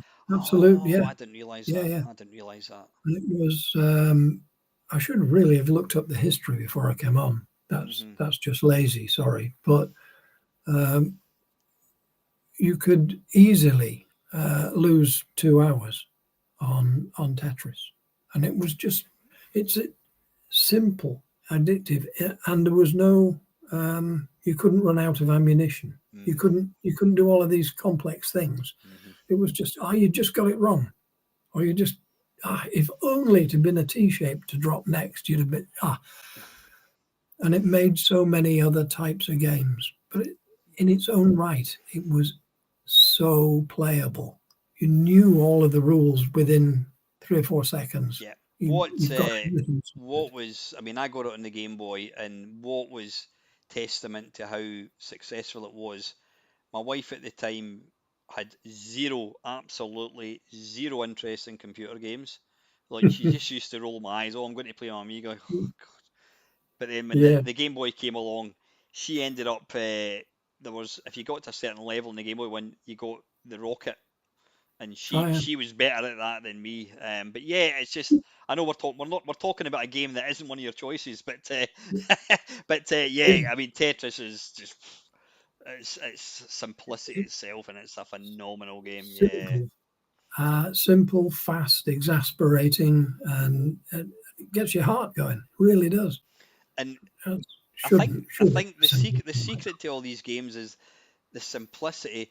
There's no there's no arguments about oh that I didn't know that button made because I mean No, how many times have you played a game and you make an arse of it? It's because you press the jump button instead of the fire button or yeah, whatever. yeah, Whereas when you're yeah, playing Tetris or maybe yeah.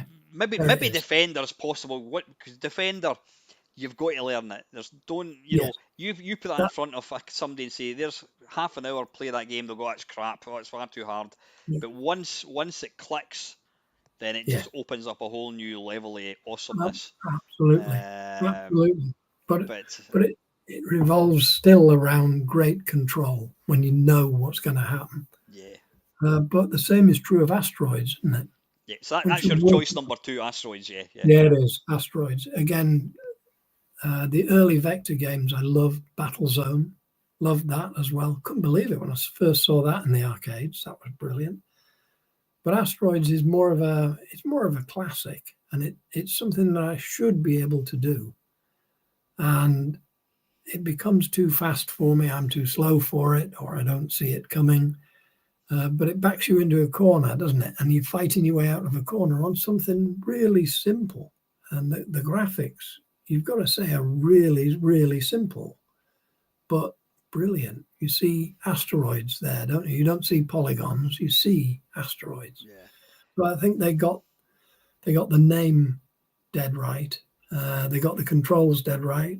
They got the panic dead right. Um, You've got yeah, I could lose a lot of time and on asteroids. what one thing that I've noticed with with early kind of video games is they have this sense of foreboding. I mean, Yes. like for example, Space Invaders. That was the ultimate foreboding noise. Vroom, vroom, Dum, vroom, dum, vroom, vroom, and they're yeah. gradually March. marching. Yeah. Yeah. And panic setting in. And Yeah. Asteroids was the same. I mean, you didn't have. I don't think you had any background noise, but just the actual missile, whatever it was, Yeah. and just Well, yeah, it was a yeah. sense of panic and sort Yeah. of It's like coming at you, and you've shot it, and it's still coming at you. and even the sound effects when you destroy an asteroid is like Yeah. and it Yeah. breaks up and it shimmers. I mean, Yeah. if you look there, that's Yeah. my Vectrex. That Ah. you probably know what a Vectrex is. Yeah. It's the vector graphics, and that's why Yeah. that is my favorite console because it's you can actually play arcade Asteroids on that using this cartridge, and you're getting to play it Wow. the way God intended. It's on a vector Yeah. screen, and Yeah. Yeah. Yeah. it's absolutely gorgeous. And yeah, again, you're never going to master it. No. It's just No, you're it's not. like absolutely iconic. That would probably be my God. It would certainly be in my top 5 arcade games. All right. Right. Like arcade games, yeah. I mean, Yeah. Defender is there. You've got Galaxian, you've got Rolling Thunder, which is like a slightly different Yeah. game, but you've got Galaxian, But also, Asteroids. Galaxians also brought a whole load of inspired games, conversion games, Oof, yeah, because the hardware was so good that loads of people brought their game out on Galaxian hardware. that's right. Yeah. It was Um, kits for it, just ROMs, and away you go. It's funny how, I mean, I didn't really understand when people say, "Oh, we're using the Galaxian board or whatever," but then Yeah, you actually, I'm trying to think of what other games use the Galaxian hardware. no, But the pit did. oh, did it really? Yeah, Yeah, yeah. yeah. The UK versions were on Galaxian hardware, hmm not What my original, what but about when it came back, what about like Scramble? Was that on the Galaxian hardware? I don't know if it was or there not. was a version. Yeah, Yeah, yeah, with a it just pen. had that Yes, look. I mean, Galaxian obviously had. I know we're kind of going off topic a wee bit. Galaxian obviously had the glowing pixel graphics, and it was just yeah, yeah. gorgeous. And you went into when you went into any arcade in the 1980s, there was 2 games that you would hear over and above any. Well, probably 3. You would hear the boo Uh, boo boo boo boo boo boo boo yeah, boo of Asteroids. You would hear yeah, the cacophony of Defender, and then yeah. you would have Galaxian. You know when they're coming down. Wow. Yeah, Woo! yeah, absolutely. It was Yeah, just we're great, getting all great piece of hardware. we're getting all Yeah. misty eyed here. Aye, yeah. There Fun. was a guy who photocopied the board, actually photocopied it and converted that into the double-sided board he needed to make his own Galaxian boards. Just unbelievable. Must have taken him half a lifetime, but yeah, yeah. There was a pound in it, so he did it. So Wow, phenomenal. yeah. Listen, folks, I'm just apologies about the stream going down. It's gone down twice. I don't know what it is. It's nothing to do with what Andy and I have done. It's OBS being a bit of a silly bugger saying it can't find the stream. So it has gone down twice. I am trying to keep an eye on. I can see it says streaming. If it does go down, a third time, I think what we're going to do is Andy and I are going to reconvene on our own, and we'll record the rest of the podcast as a podcast, and then I'll add in the 2 bits I've already recorded, and I'll put that out in some point next week, whatever it is. So I do apologise. It's nothing to do with what I've done. It's just OBS and the internet being a bit of a bugger. But the fact that it's kind of going out to 3 different things is probably not helping things. So if it does go down again, guys, don't. It's not your fault. It's not Andy's fault. It's the internet's fault. So anyway, Andy, that's game number 2. So what would game number 3 be of your Oh, choice it, game? yeah. It's PS2, and it's shouldn't be a surprise. It's Grand Theft Auto. It's GTA, Mm. and I think I might be wrong on this. I think it was late 1999 when I was introduced to it by my lad. And I couldn't believe it. Was outrageous. Completely outrageous. How dare anybody? Oh, it's brilliant, isn't it? Was that What a game. the original Overhead one? Or Yes, Overhead. Yeah, right. yeah, yeah. I'll be honest. I've never actually played it. Have you not? I've never actually Ah, played the original. it was. Didn't it come out for PC first? I think it came out. It wouldn't be Steam. It came out on. It did come So, out on the, what do you call it? Yeah, it came out in the PlayStation 1 as well, and it came out we in did it. PC, I All right, think. Yeah, it was out in that original. right.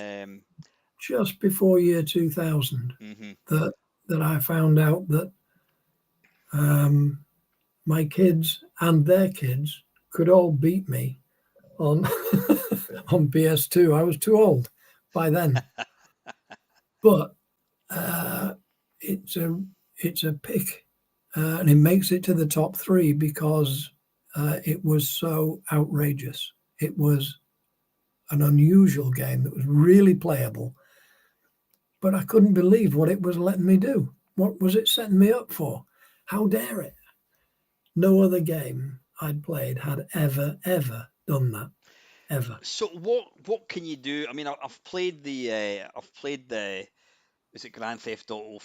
I Yeah. think the first one I really got into was Vice Was it City. GTA 3 when Vice it's 3D? 3D, yeah, and it was Vice Yeah. City where it was like set in the 80s.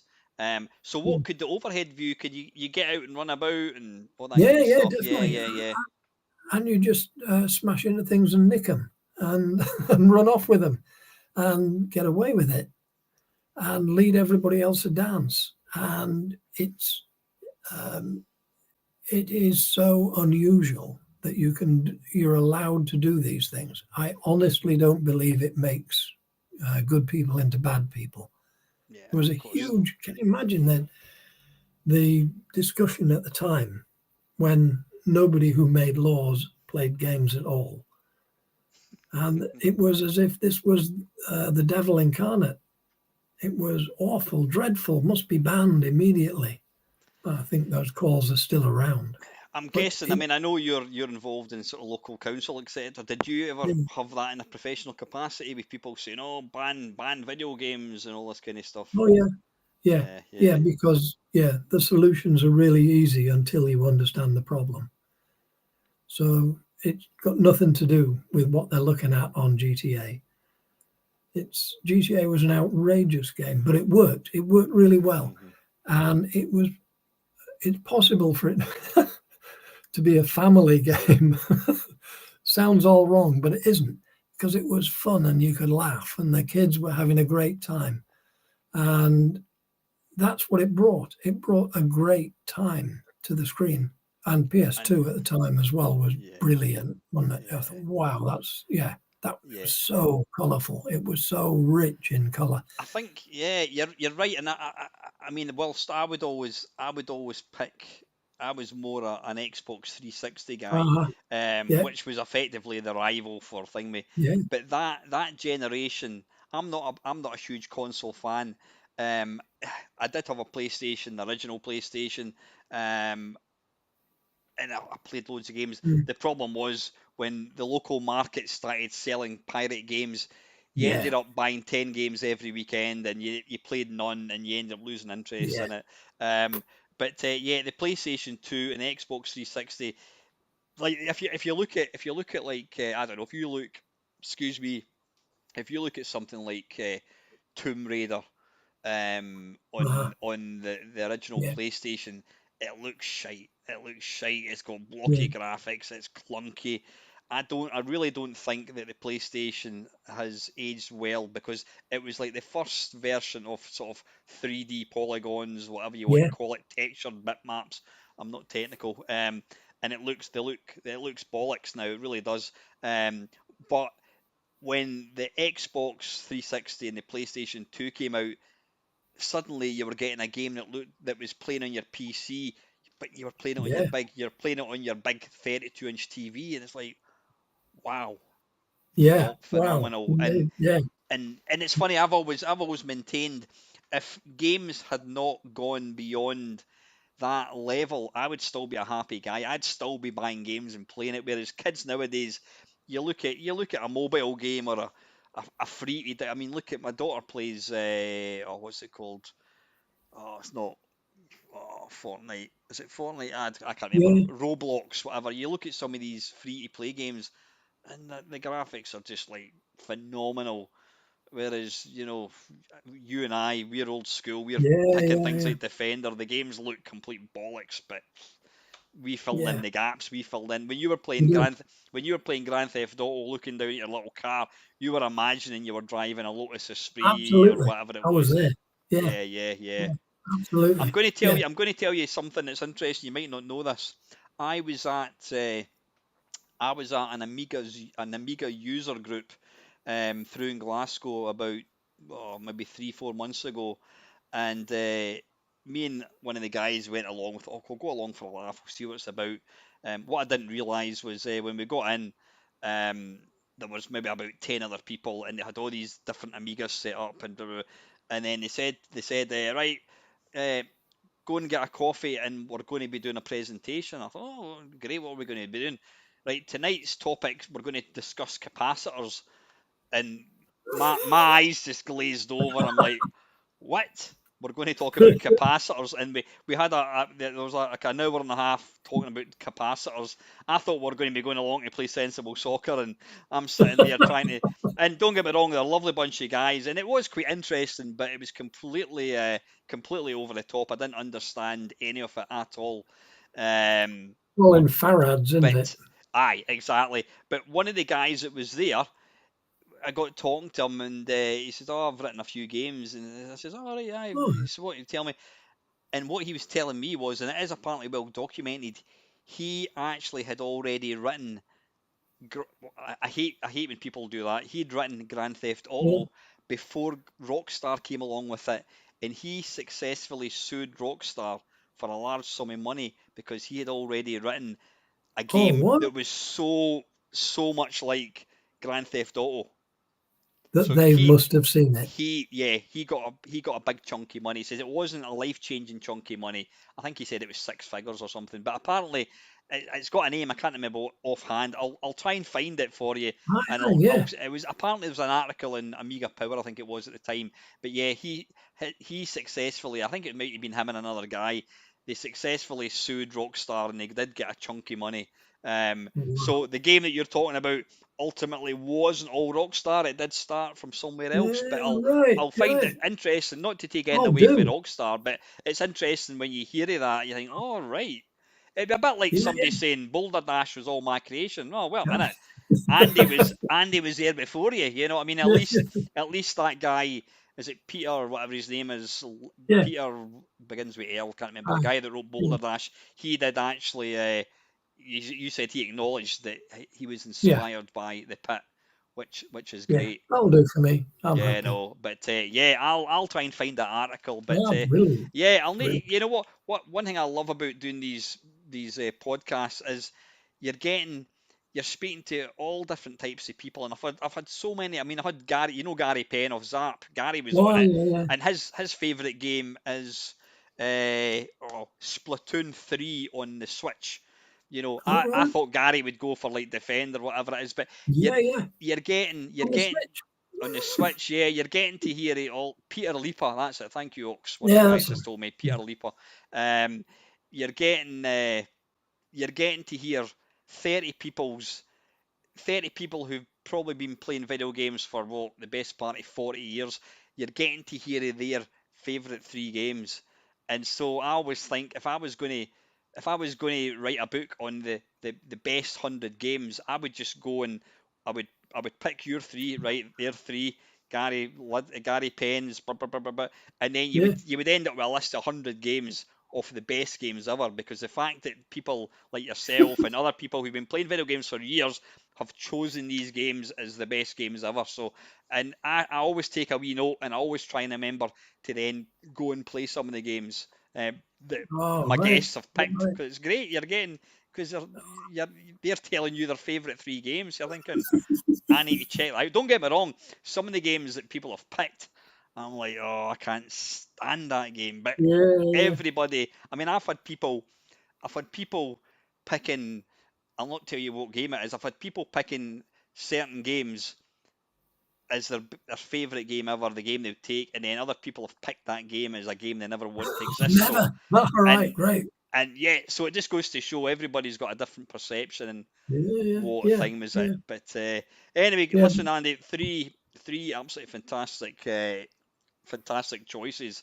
You know, the first two, yeah, I would take them. If I did this again, interviewing myself, I would probably pick Asteroids. It's always going to be, you would have your, if I was being kind, Yeah. I'd like to take 5 or 6, and you could get Yeah. Asteroids Yeah. Yeah. and Galaxian. But yeah, I'm, Yeah. I'm quite mean that way. I'm Scottish, so I'm a bit kind of mean when it comes to stuff like that. So listen, the stream is still good. We've still got people Oh, watching it, magic. so we'll continue. Hopefully, we'll get to the end of it Yeah. before it kind of messes up again. So we're going to have to lower the mood a wee bit, Andy. I know it's been a lot of laughing and fun and games, and it's been very very light-hearted, but we're going to have to talk about this, mate.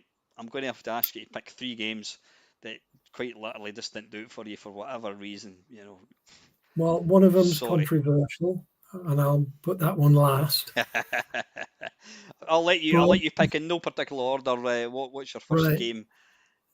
This was the first game I ever truly disliked, and it's called Sheepdog, and it was on Virgin Games, and it was for, I can't remember, it might have been VIC-20, but I think it was Commodore 64, and it by that time I wasn't buying games. I was in the industry. People would send me stuff, and we wrote stuff, and we didn't have a right lot of time to go down the shop and actually buy it. So I don't say this because it was a waste of my money, but it was a total and utter waste of my time. And for that, I will never, ever forgive it. It was a sheepdog on the cover, which looked brilliant, classic stuff. Go and heard this stuff, and it was a flashing asterisk on the screen. And if you tried really hard and were persistent with a joystick, you could get it to move a bit. And it occasionally went bong. And it was actually a released game. There was no scoring system. There was no high score. You couldn't do anything else with it. And I couldn't believe that it had been released. And it was just dreadful in every respect. And I can't remember. I think it was Mark I was talking to. In complete disbelief, said, "Look, is this going to hurt the video industry? Because people are selling this to people. I mean, Virgin is not a small brand, is it? You think, what on earth is going on?" And it was the difference between what you got on the cover and when you loaded it, what you got to waste your time on. And it was the one where, at the time, magazines had games you could type in. Yeah. If you had the time, you could type them in. Yeah. This was worse than all of those. Any of those were better than this. I thought, what are they doing? Trying to wreck my market? What are you doing here?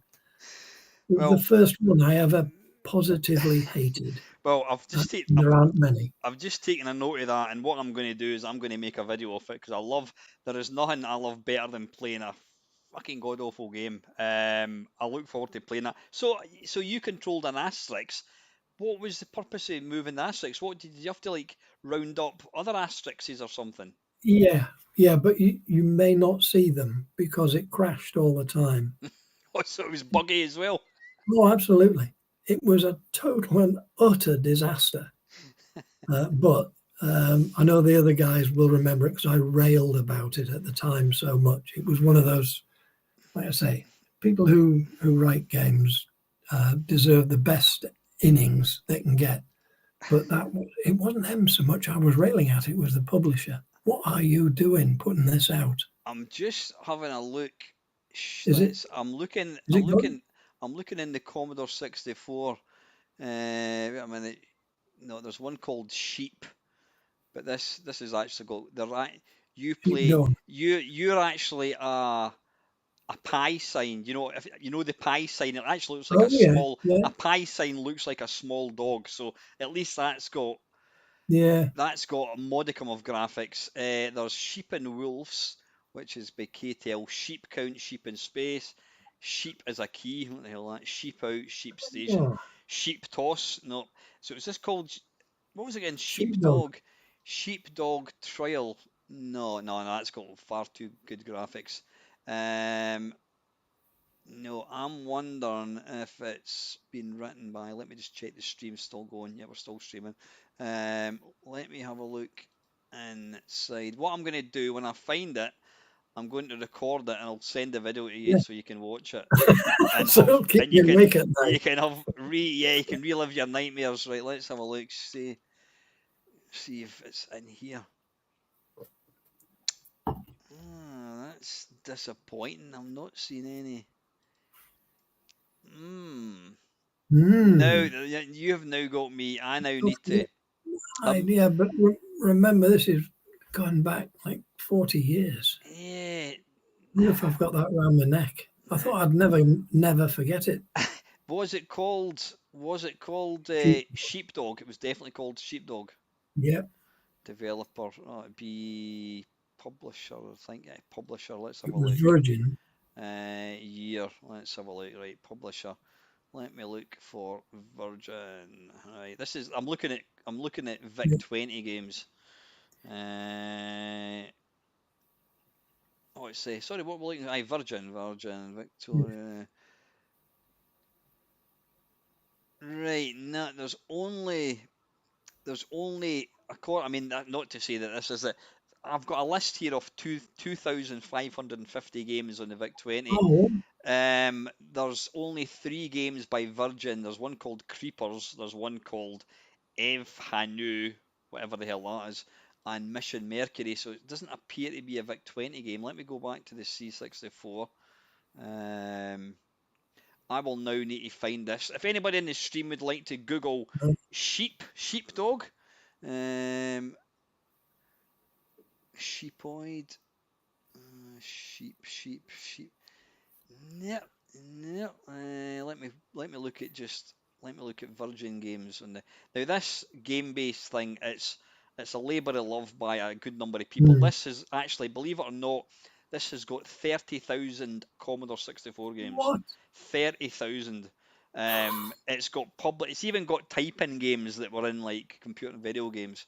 So this has got if it came out in the Commodore 64, it would 1,000,000% be in this list. So let me just have a quick look at Virgin Games.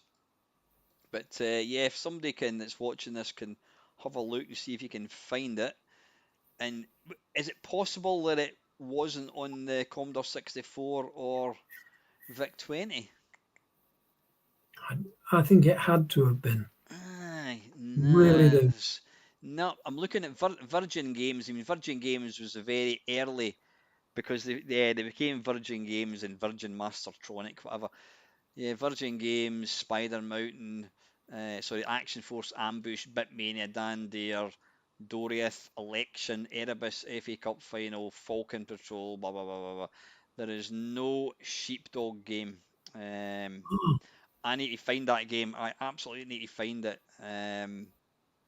I'll drop the boys a line. See if anybody can Yeah, remember. We were nuts did about it at the did you? time. Yeah, because well, Nick from Arlasoft, you were talking about earlier on. Nick has said maybe they canned it before it made it to the shops.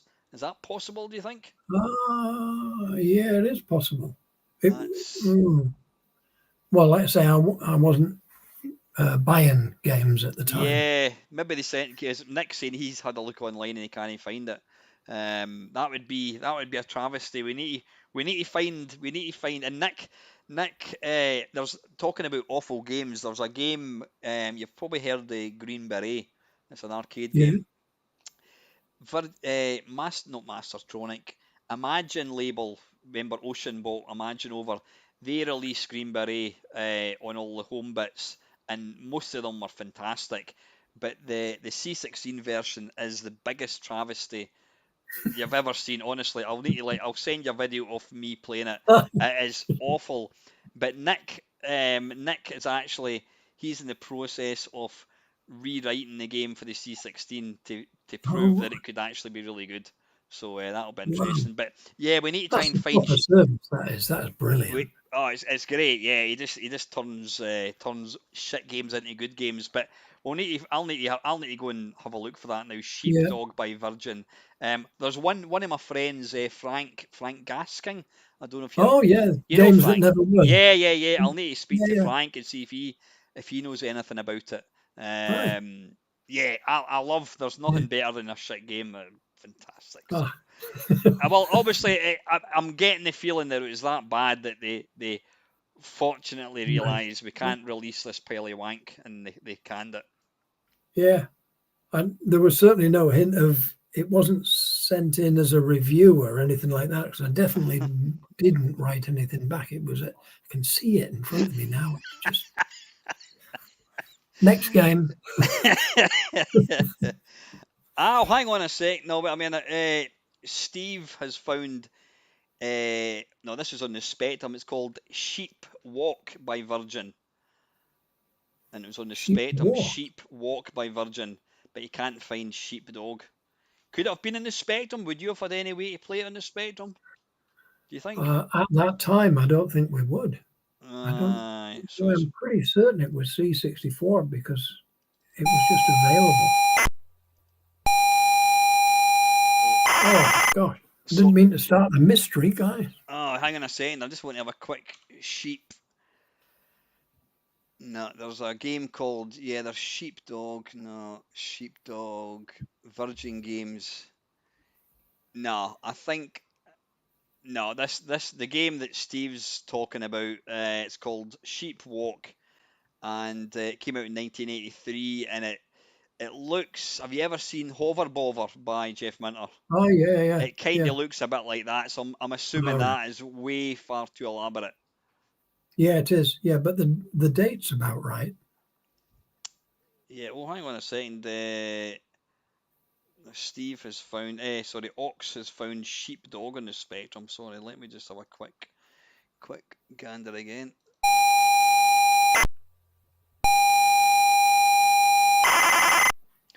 Sorry, I don't know if you guys can hear that horrible noise. When you load this thing, it always starts with the sound of a Spectrum game loading, which is horrible.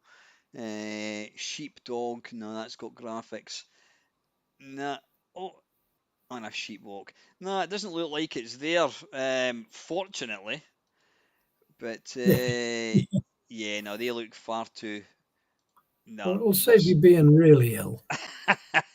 But I will, and you can rest assured, Mr. Walker, if I find it, you will be the first to know, and I will personally send you the video of me playing it.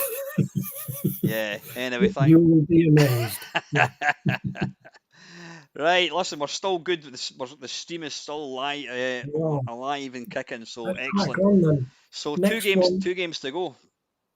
Again, the exact opposite in terms of graphic quality, but the game is not a game in my view, and it's from the arcades, and it's Dragon's Lair.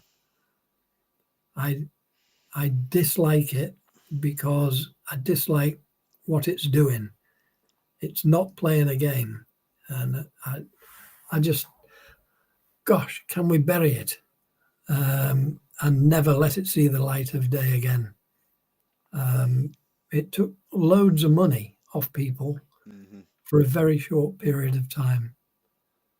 And I know that there were all sorts of sequels, and it was great technology, and it was sparkling, and it glistened, but I didn't like it. I didn't like anything about it. I thought it had no character. Didn't want to like the character in it. I didn't want anything. I just didn't like it. I thought it brought nothing to the gameplay at all. Yeah. I think it's the difference between somebody who's really talented and line dancing. That's what it was. It was just do this, then do that, and everybody be an individual. It was awful, I dreadful. mean, Steve has just said Dragon's Lair is nothing more than a memory test, and that's Yeah, exactly what it yeah, was. It Steve's spot was, on. yeah, yeah. I think you'll not be surprised to hear. I can't remember who's picked it. I'm sure that game has featured in somebody's Ah, choice of worst games. I mean, I remember it at the time. I remember seeing it at the time. You're walking about an arcade and you've got Galaxy and you've got all these games going off, yeah, and then suddenly you hear "Welcome to Dragon's Lair," mm, and you're like, "Oh, what's this?" And you think, "Oh, it's a cartoon." Oh. And yeah, then so yeah, it immediately draws you in. You get drawn in until you yeah, see that it was like 50 pence a shot, and I don't think I ever actually played the arcade game. I've obviously played it in MAME and various other things, and yeah, it's a series of animations joined together with pressing either left or right or pressing a yeah, fire button, and to me, it's almost like the polar opposite of what your the first two games that you picked. It's polar opposite of them. They were yes, shit graphics. I mean, Asteroids, the graphics are shit. mm, It's like yeah, that. There's your ship, a little triangle, yeah, but it oozed gameplay. Yeah, yeah, and then you're killing things that are like that. They're just moving mm, about and you're shooting them, and yeah, that's it. You've got Dragon's Lair. You couldn't even call it graphics because it wasn't graphics, but we didn't know that at the time. We people like myself, you're like, oh bloody hell, oh, that looks amazing. But even I do remember even at the time yeah. watching like the tracked mode and thinking, oh, I don't really want to play that because it's not a video game. It's not. It's not. It's an. That's right. It's something else, isn't it? I It's mean, if you can count, then you can beat it, can't you? yeah. I would imagine. I don't know because I've played it a couple of times. I would imagine you could probably beat it in like 5 minutes, probably, if you knew what you're doing. Mm. Yeah, yeah. I never did see the cheat sheet Yeah. for it, but it'll be like doing line I dancing. mean, I would never deem myself you've written some fantastic games in your time. I would completely class myself as a non-game programmer. But if Don Blythe, who did the cartoons, if he came along and said, right, Al, listen, I've got 40 different animations. All I need you to do is say left, right, Yeah. boom, boom, boom. I can then go, hey, I've written a video game. No, you've not. All you've done is say No, left or right. So it's not a video game. I mean, you no, could it argue, isn't. you could argue it is a video game because it's a game and it's got graphics. But for people like you and some like myself who play games, it's not. It's a memory test. Yeah, And it obviously it was trying to at that point people it was all about what can we do next. And I mean when you look at some of the early kind of games, there was I think Sega brought out quite a few like driving games, and oh, they did. Yeah. there's one is it Sega Oh, not yeah. I Sega know. Rally. There's one where it's a real life road, and you've just got this little Yeah, graphic, and you're going like that, and all you're doing is moving the graphic yeah. along this scrolling road. In fact, some of the times I do a video on a Friday called the Friday Waffle, and sometimes if I'm running out of time, I'll set my phone up in the car so it's pointing out the windscreen, and I'll be talking, and all you can see is where I'm driving to. And what I usually do is I overlay the little outrun car. And then, so you've got the outrun car, and it looks like it's driving, and it's because I've just got a sprite and I've put it over footage of me driving a car, and it's hilarious. Well, I think it's hilarious. Um, but yeah, it's not a video game, and I think that then led on to like when the what do you call it CD came out, Yeah, full motion video graphics and all this kind of stuff, and you had yeah. things like is it the Seventh Guest and all that. It was all just interactive movie, and they're not video games. I'm sorry, No, but they're no, not. it's something different. They're But not. but that's something I would like to can forever. Just leave it. Pretend it never happened. So presumably, if you were to get rid of Dragon's Lair, then we wouldn't have had Dragon's Lair 2. Is it Mm, Space Race or Space Ranger? yeah. And then you've got all your. I mean, some people would even argue that games that come out nowadays, on like your PlayStation 5 and that are Well, interactive movies, and to some degree they are. They're I mean, one of my favourite games, I'm not really into modern games, but one of the games that I love was Last of Us, which has been turned into a TV series. Um, Right. but it gives you the impression that you're in an open world, but you're not But yeah, really. you can change things, can't you? You Yeah, can make a difference, can't you? but you're not really. It's all you think you're in this open world landscape, but if you try and climb the fence, it won't let you climb. You can't climb a Ah, rock, so you're actually on this predetermined path, and you're just kind aha. of shooting things, whatever. So some people could say that yeah, these kind of games have led on to what they are, but yeah, give me a give me a game of Beam Yeah. Rider by Activision. Give me a game of Beam Rider any day over Ah, a modern yeah. game, you know. But Yeah. totally get you. Yeah, let's like I said, you're not the first, and I dare say you won't be the last person to pick Dragon's Lair. The last one. The last one. I want to take it further, but it's Red Heat. That's what it is, and it's a Commodore game. And the reason that it's the last of the last at the bottom of the list is because what you think you're getting, you're definitely not getting. I was saying that I didn't have to go out and buy games or spend my pocket money on it because I was working by then. It was it was so difficult to control. It was nothing like the film, and the film, any film you can do with put a character in there like Schwarzenegger, and then take that, make it into a game. Well, you haven't created a character here at all. So I want to use Red Heat to can all film spin offs. Not just that one, the lot, all gone. And I know there's one or two brilliant ones, and a lot of people still rave about Ghostbusters, and I still can't work out why. But I think Superman, one of the Superman spin offs was great. Most of the 007 ones were absolute shite. Not all, but most. And if you could can Red Heat and all of the film spin offs, you'd lose so much crap that your 35,000 title database would come down to 7 games or something. You'd just lose all. Oh, God, it must be so frustrating. I saw Red Heat at a trade show, and I can't remember where it was. It might even have been at the Cunard Hotel in London, and played it there and couldn't believe how bad it was to control.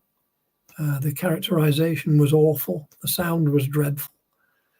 And the worst part about it was I didn't want to invest another minute in trying to learn how to play this game because it it was like having somebody else's joystick. It was awful. Yeah, yeah. But film licensing, I just oh God, leaves me cold. What do you pay? Top dollar too, don't you? None of them were cheap. Or maybe there was a Mastertronic one or two that were the most you should ever pay is $1.99 for them. Mm-hmm. But when these were top dollar games and you play it, and you think, oh, for God's sake, that's like somebody just taking a library of platform and chuck somebody in a red coat. Off you go. Oh, it's bad. So Was I'd can the lot. was Red Heat? Was that the one where you only get the top part of Arnold Schwarzenegger? It Yeah. says top No, part. it isn't. No, I know the one you're talking about. I The can't top remember. half of people, because legs are difficult, aren't they? Yeah, yeah, yeah. Because you're always moonwalking, aren't you? I'll need to, yeah, there is one way, and we're pointing the finger here at Ocean Software. Red was it Yeah, Red Heat by Ocean? I think it was. yeah. I'll be honest, and well, I'm nothing but honest. I've made no secret that I have zero interest in playing a video game that's based on a film. So when you talk to people of a certain age, they'll say, "Oh, RoboCop was the best game ever," or Yeah, "Oh, yeah. Untouchables," RoboCop was or good. "Batman," whatever. I I thought Ocean Software, the early Ocean, put out some great games like well. High Noon. Yeah. I know it's High Noon. Yeah, you can say it's based on a Yeah. film, but High Noon was a shoot 'em up. It was like Robotron with cowboys. So Yeah. we'll let them off with that one. But they put out some fantastic games in the early days, and then when they started getting involved with the film titles, Mm. it was all multi-load, and I had no interest at all, No. and I was completely with you. Um, I just No. and oh, yeah, and Ocean just became all about getting the next big one. And I've been lucky enough to have Gary Bracey, who was one of the directors for. Uh-huh. I think he was the one that was he the marketing manager, but he was like the face of Ocean. And yeah, it was Gary's job to go across. I mean, one of the stories he told me was he actually went to went to meet God, Steven Spielberg in his office in Oh, really? America, and he had this like life size ET and a picture of was it Oh, Indiana Jones, whatever it was. But yeah, I get that. I get that these licenses made Oceans a fuckload of money. They must have made a shitload yeah. of money. But for me, being a certain age, I had no interest. Maybe because No. I've never been a big film buff. But watching a film to me doesn't convert into a video game. No. No. It's a different experience, isn't it? Yeah, You're looking for different things, and you can't change it. yeah, Yeah. it's all like a series. I mean, I don't know if you've played any games on like the Switch or whatever. There's a series of games called Wario, and it's Oh, I've seen them. I've never played them. yeah, Never played they're them. great. You've got 3 seconds to like do something, whether it's hit a tennis ball back or like I don't know, swat a fly with a fly swatter, and it's just like boom, boom, boom. It's just little mini games, boom, boom, boom, boom, boom, and it's great. There's maybe like 400 video games in this one game, and you're playing all these, Oh, and that's great fun. But these film games, it's just they're taking a certain scene, and yeah. yeah, you've got to do a certain thing, save that girl for getting shot, whatever. And I used to think to myself, is it just me? Why do I not enjoy these No, games? Alex, never. No, it's Never. not just me. It Yeah. really isn't. And they're not creating a character. There's no Mario, uh, love him or hate him. There's no Mario being created there. It's just 007. It's one of the great. One of the games that nearly made it into the top three was all about the best character, best single character. I think in video gaming is Crash Bandicoot. What a fantastic guy that you'd follow him anyway. You'd give up some time to get back and get to the next. You Crash know, Bandicoot, it's brilliant. interesting you should say that because there's there's there's a certain game. I don't know if you've heard of Rainbow Islands. Rainbow Islands. It was an arcade game. It came out. It was unofficial sequel to Bubble Bobble. You've heard of Bubble Bobble? Oh right, yeah, Yeah, absolutely. and it was converted by Andrew Braybrook when he worked for Graph Gold, and the conversions that he put out are absolutely fantastic. They're like arcade perfect, but I cannot stand the game. I can't stand it, and it's for a number of reasons. One of the reasons is it's just the game mechanics. You don't have a gun, you've got to fire these rainbows and you can kill them with like trapping them. But then when you walk up the rainbow, sometimes you walk and it falls. And I just find it utterly confusing. But another big reason I can't stand it, and it's not because it's got cute graphics, but the main character is like a little boy, and he's got, you know how the Japanese have these like massive big eyes. Yeah. It's Mario. this big bug-eyed wee boy, Yeah, and when I was like 21 years old, I've got no interest in playing a video game where I'm playing as this big bug-eyed boy. I think you've no, got to have like let's for example let's talk about Super Pipeline. The main you immediately you love the two wee apprentices. You fall in love I, with them. The main guy you love as well. They're brilliant characters. You just want their cartoon. You instantly engage with them, and you want but to you know what they're doing, don't you? You you know what their purpose in life and is. you want to save them. And all right, sometimes you sacrifice. You think, oh, there's a Uh, lobster coming. We'll just let him take one for yeah, the team. But then you know he's going to come back anyway, so that's fine. yeah, But you've got to have a connection, and it's almost like the same with films. How many times have you watched a film? Like, I can't stand Ben Affleck. I just don't like the guy. I've never met him, or whatever. I'm not interested. But there's certain films that I'll watch. I'll go, oh, Ben Affleck, oh, good. And I don't Yeah, like the film because I don't like the person. I don't like the character. Whereas if it was like, I don't know, like Bill Murray, I love Bill Murray. You can't, you just yeah, yeah, immediately, if you've got a character that you can engage with and like and whatever, and it's the same video games. I've yeah. got to have a connection with the sprite. Not all the time. I mean, when I'm playing Oh, Space no. Invaders, I don't have any connection with the wee base. But when you're playing a part of an actual like human being type thing, Yeah, having somebody who's like cute and whatever, like the wee guys in Pipeline, you just fall in love with them. They're great, and then you yeah. get something like controlling Arnold Schwarzenegger or whatever. I don't know, maybe I'm not making any sense, but that's kind of how I see it. No, I think that's why I wanted to can those film licenses, because I don't think they bring enough. Um, there's no novelty in it, is there? But It's just a license. it's interesting when you actually think about, there is a bit of connection between your choice number two, which is Dragon's Lair. It's Mhm. all about bits of film.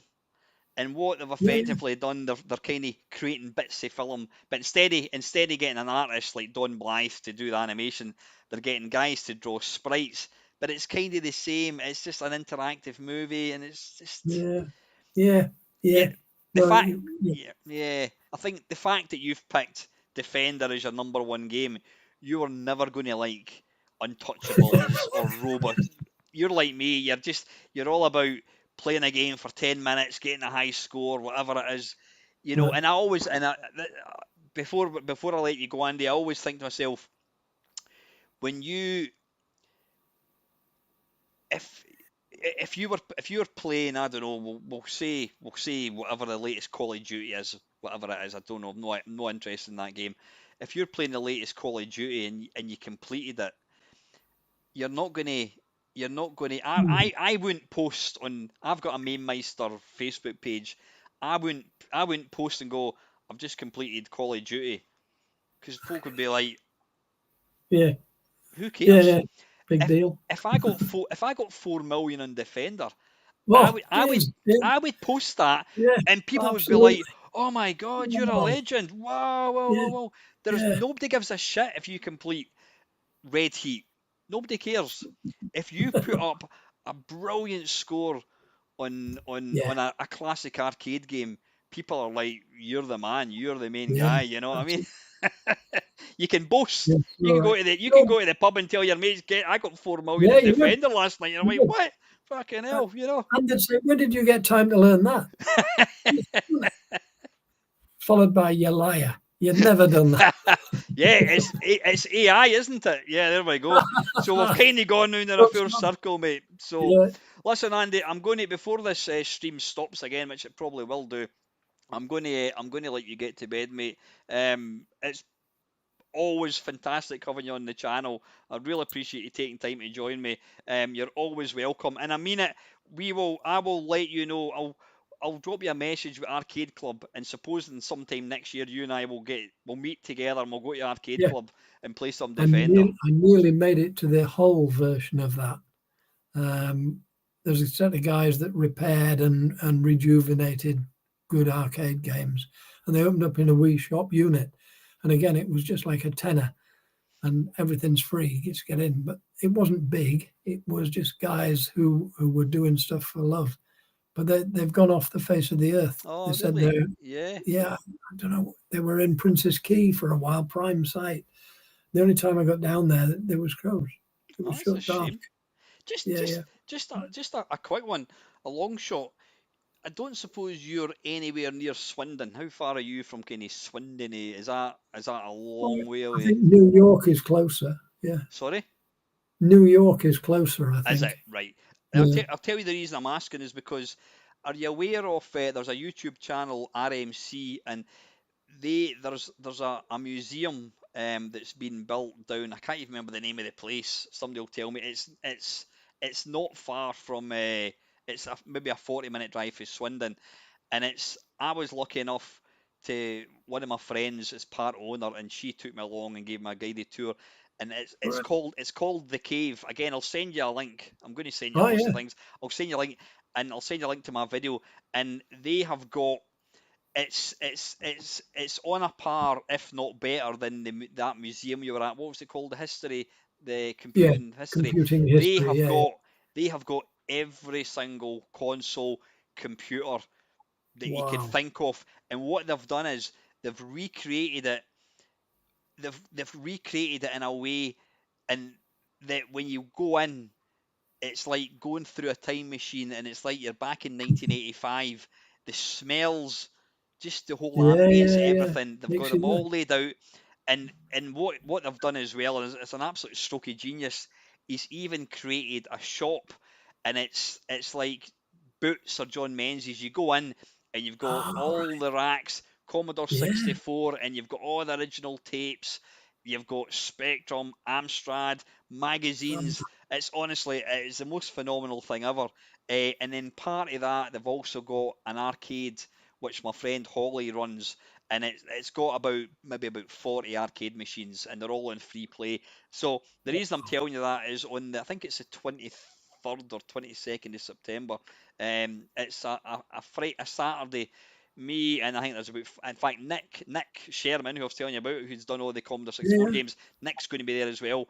There's about 4 or 5 of us.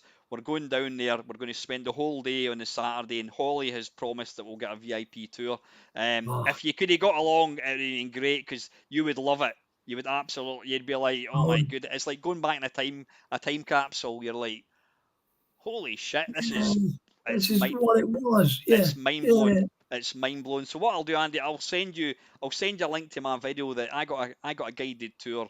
I was down in Brilliant. Swindon with work about maybe 6 months ago, and Holly kindly picked me up and took me to the cave, and she gave me Oh, a neat. complete, what do you call it, guided tour of it. But I'll put all that in a text to you. I says, and you and I will get together next year, and we'll go to Arcade Club. How doable is like Bury for you? Is where, sorry, Bury? Bury, yeah. Yeah, yeah, Bury's quite doable. I think there's somewhere in York that my grandkids get Hmm. to as well. There's a shop there that's got. Anyway, I'll ask them, and if it's Yeah. anything at all, because Oh, York you could get to quite oh, easy from anywhere. yeah. I mean, either that. I said, what I would do is would get a travel lodge for the night, whatever, something like that, because Uh, it's too far to kind of go up and down. But I'll drop you a message anyway. Just before I go, Steve's asking, who created the Taskset slogan? The bug stops here. Who was that? oh, aye, that was me. Yeah, it's there. Look. It's right Oh, there. I can see it. Oh, wow, that's a plane crashing there, isn't it? Oh, Yeah, awesome. that's Roy Lichtenstein. I was inspired by his cartoon, by his Oh, art, but I pinged you a few photos on Messenger because you said you wanted to look at that wall. oh, have you? Oh, brilliant. Yeah, I would They're love to down with see you these. now. Oh, fantastic. Thank you for doing that, man. That's my world at the moment. That. Steve is just saying, yeah, Andy's a legend. Yeah. So, Just a bloke. yeah. Listen, mate, I'm going to let you get going. I do apologise for taking up way too much of your time. I thought it was I'm going to sorry. be I talk for a living. I am sorry. It's I thought it was going to be an hour. Well, I know you talk politics and block drains and what have you for a living. I deal with health and safety, so being able to talk shite with yourself about video games, the real stuff, that's phenomenal. yeah, yeah. So listen, Andy, thanks again, man. It's truly an honor to have you on. And I says I will catch up soon, and I'll drop you all these details, and we'll get together, man. Eh? We will. There'll be no AI. We'll be in the same room. Then we'll know what And we're doing. we'll share a couple of pints of Guinness or whatever your Ah, go tipple on is. then. Yeah, Top man. got it. Okay then, listen, Andy, thank you, and finally, guys, thank you very much for putting up with the constant technical breaks. But that's the internet for you. So finally, guys, as always, thank you very much for watching.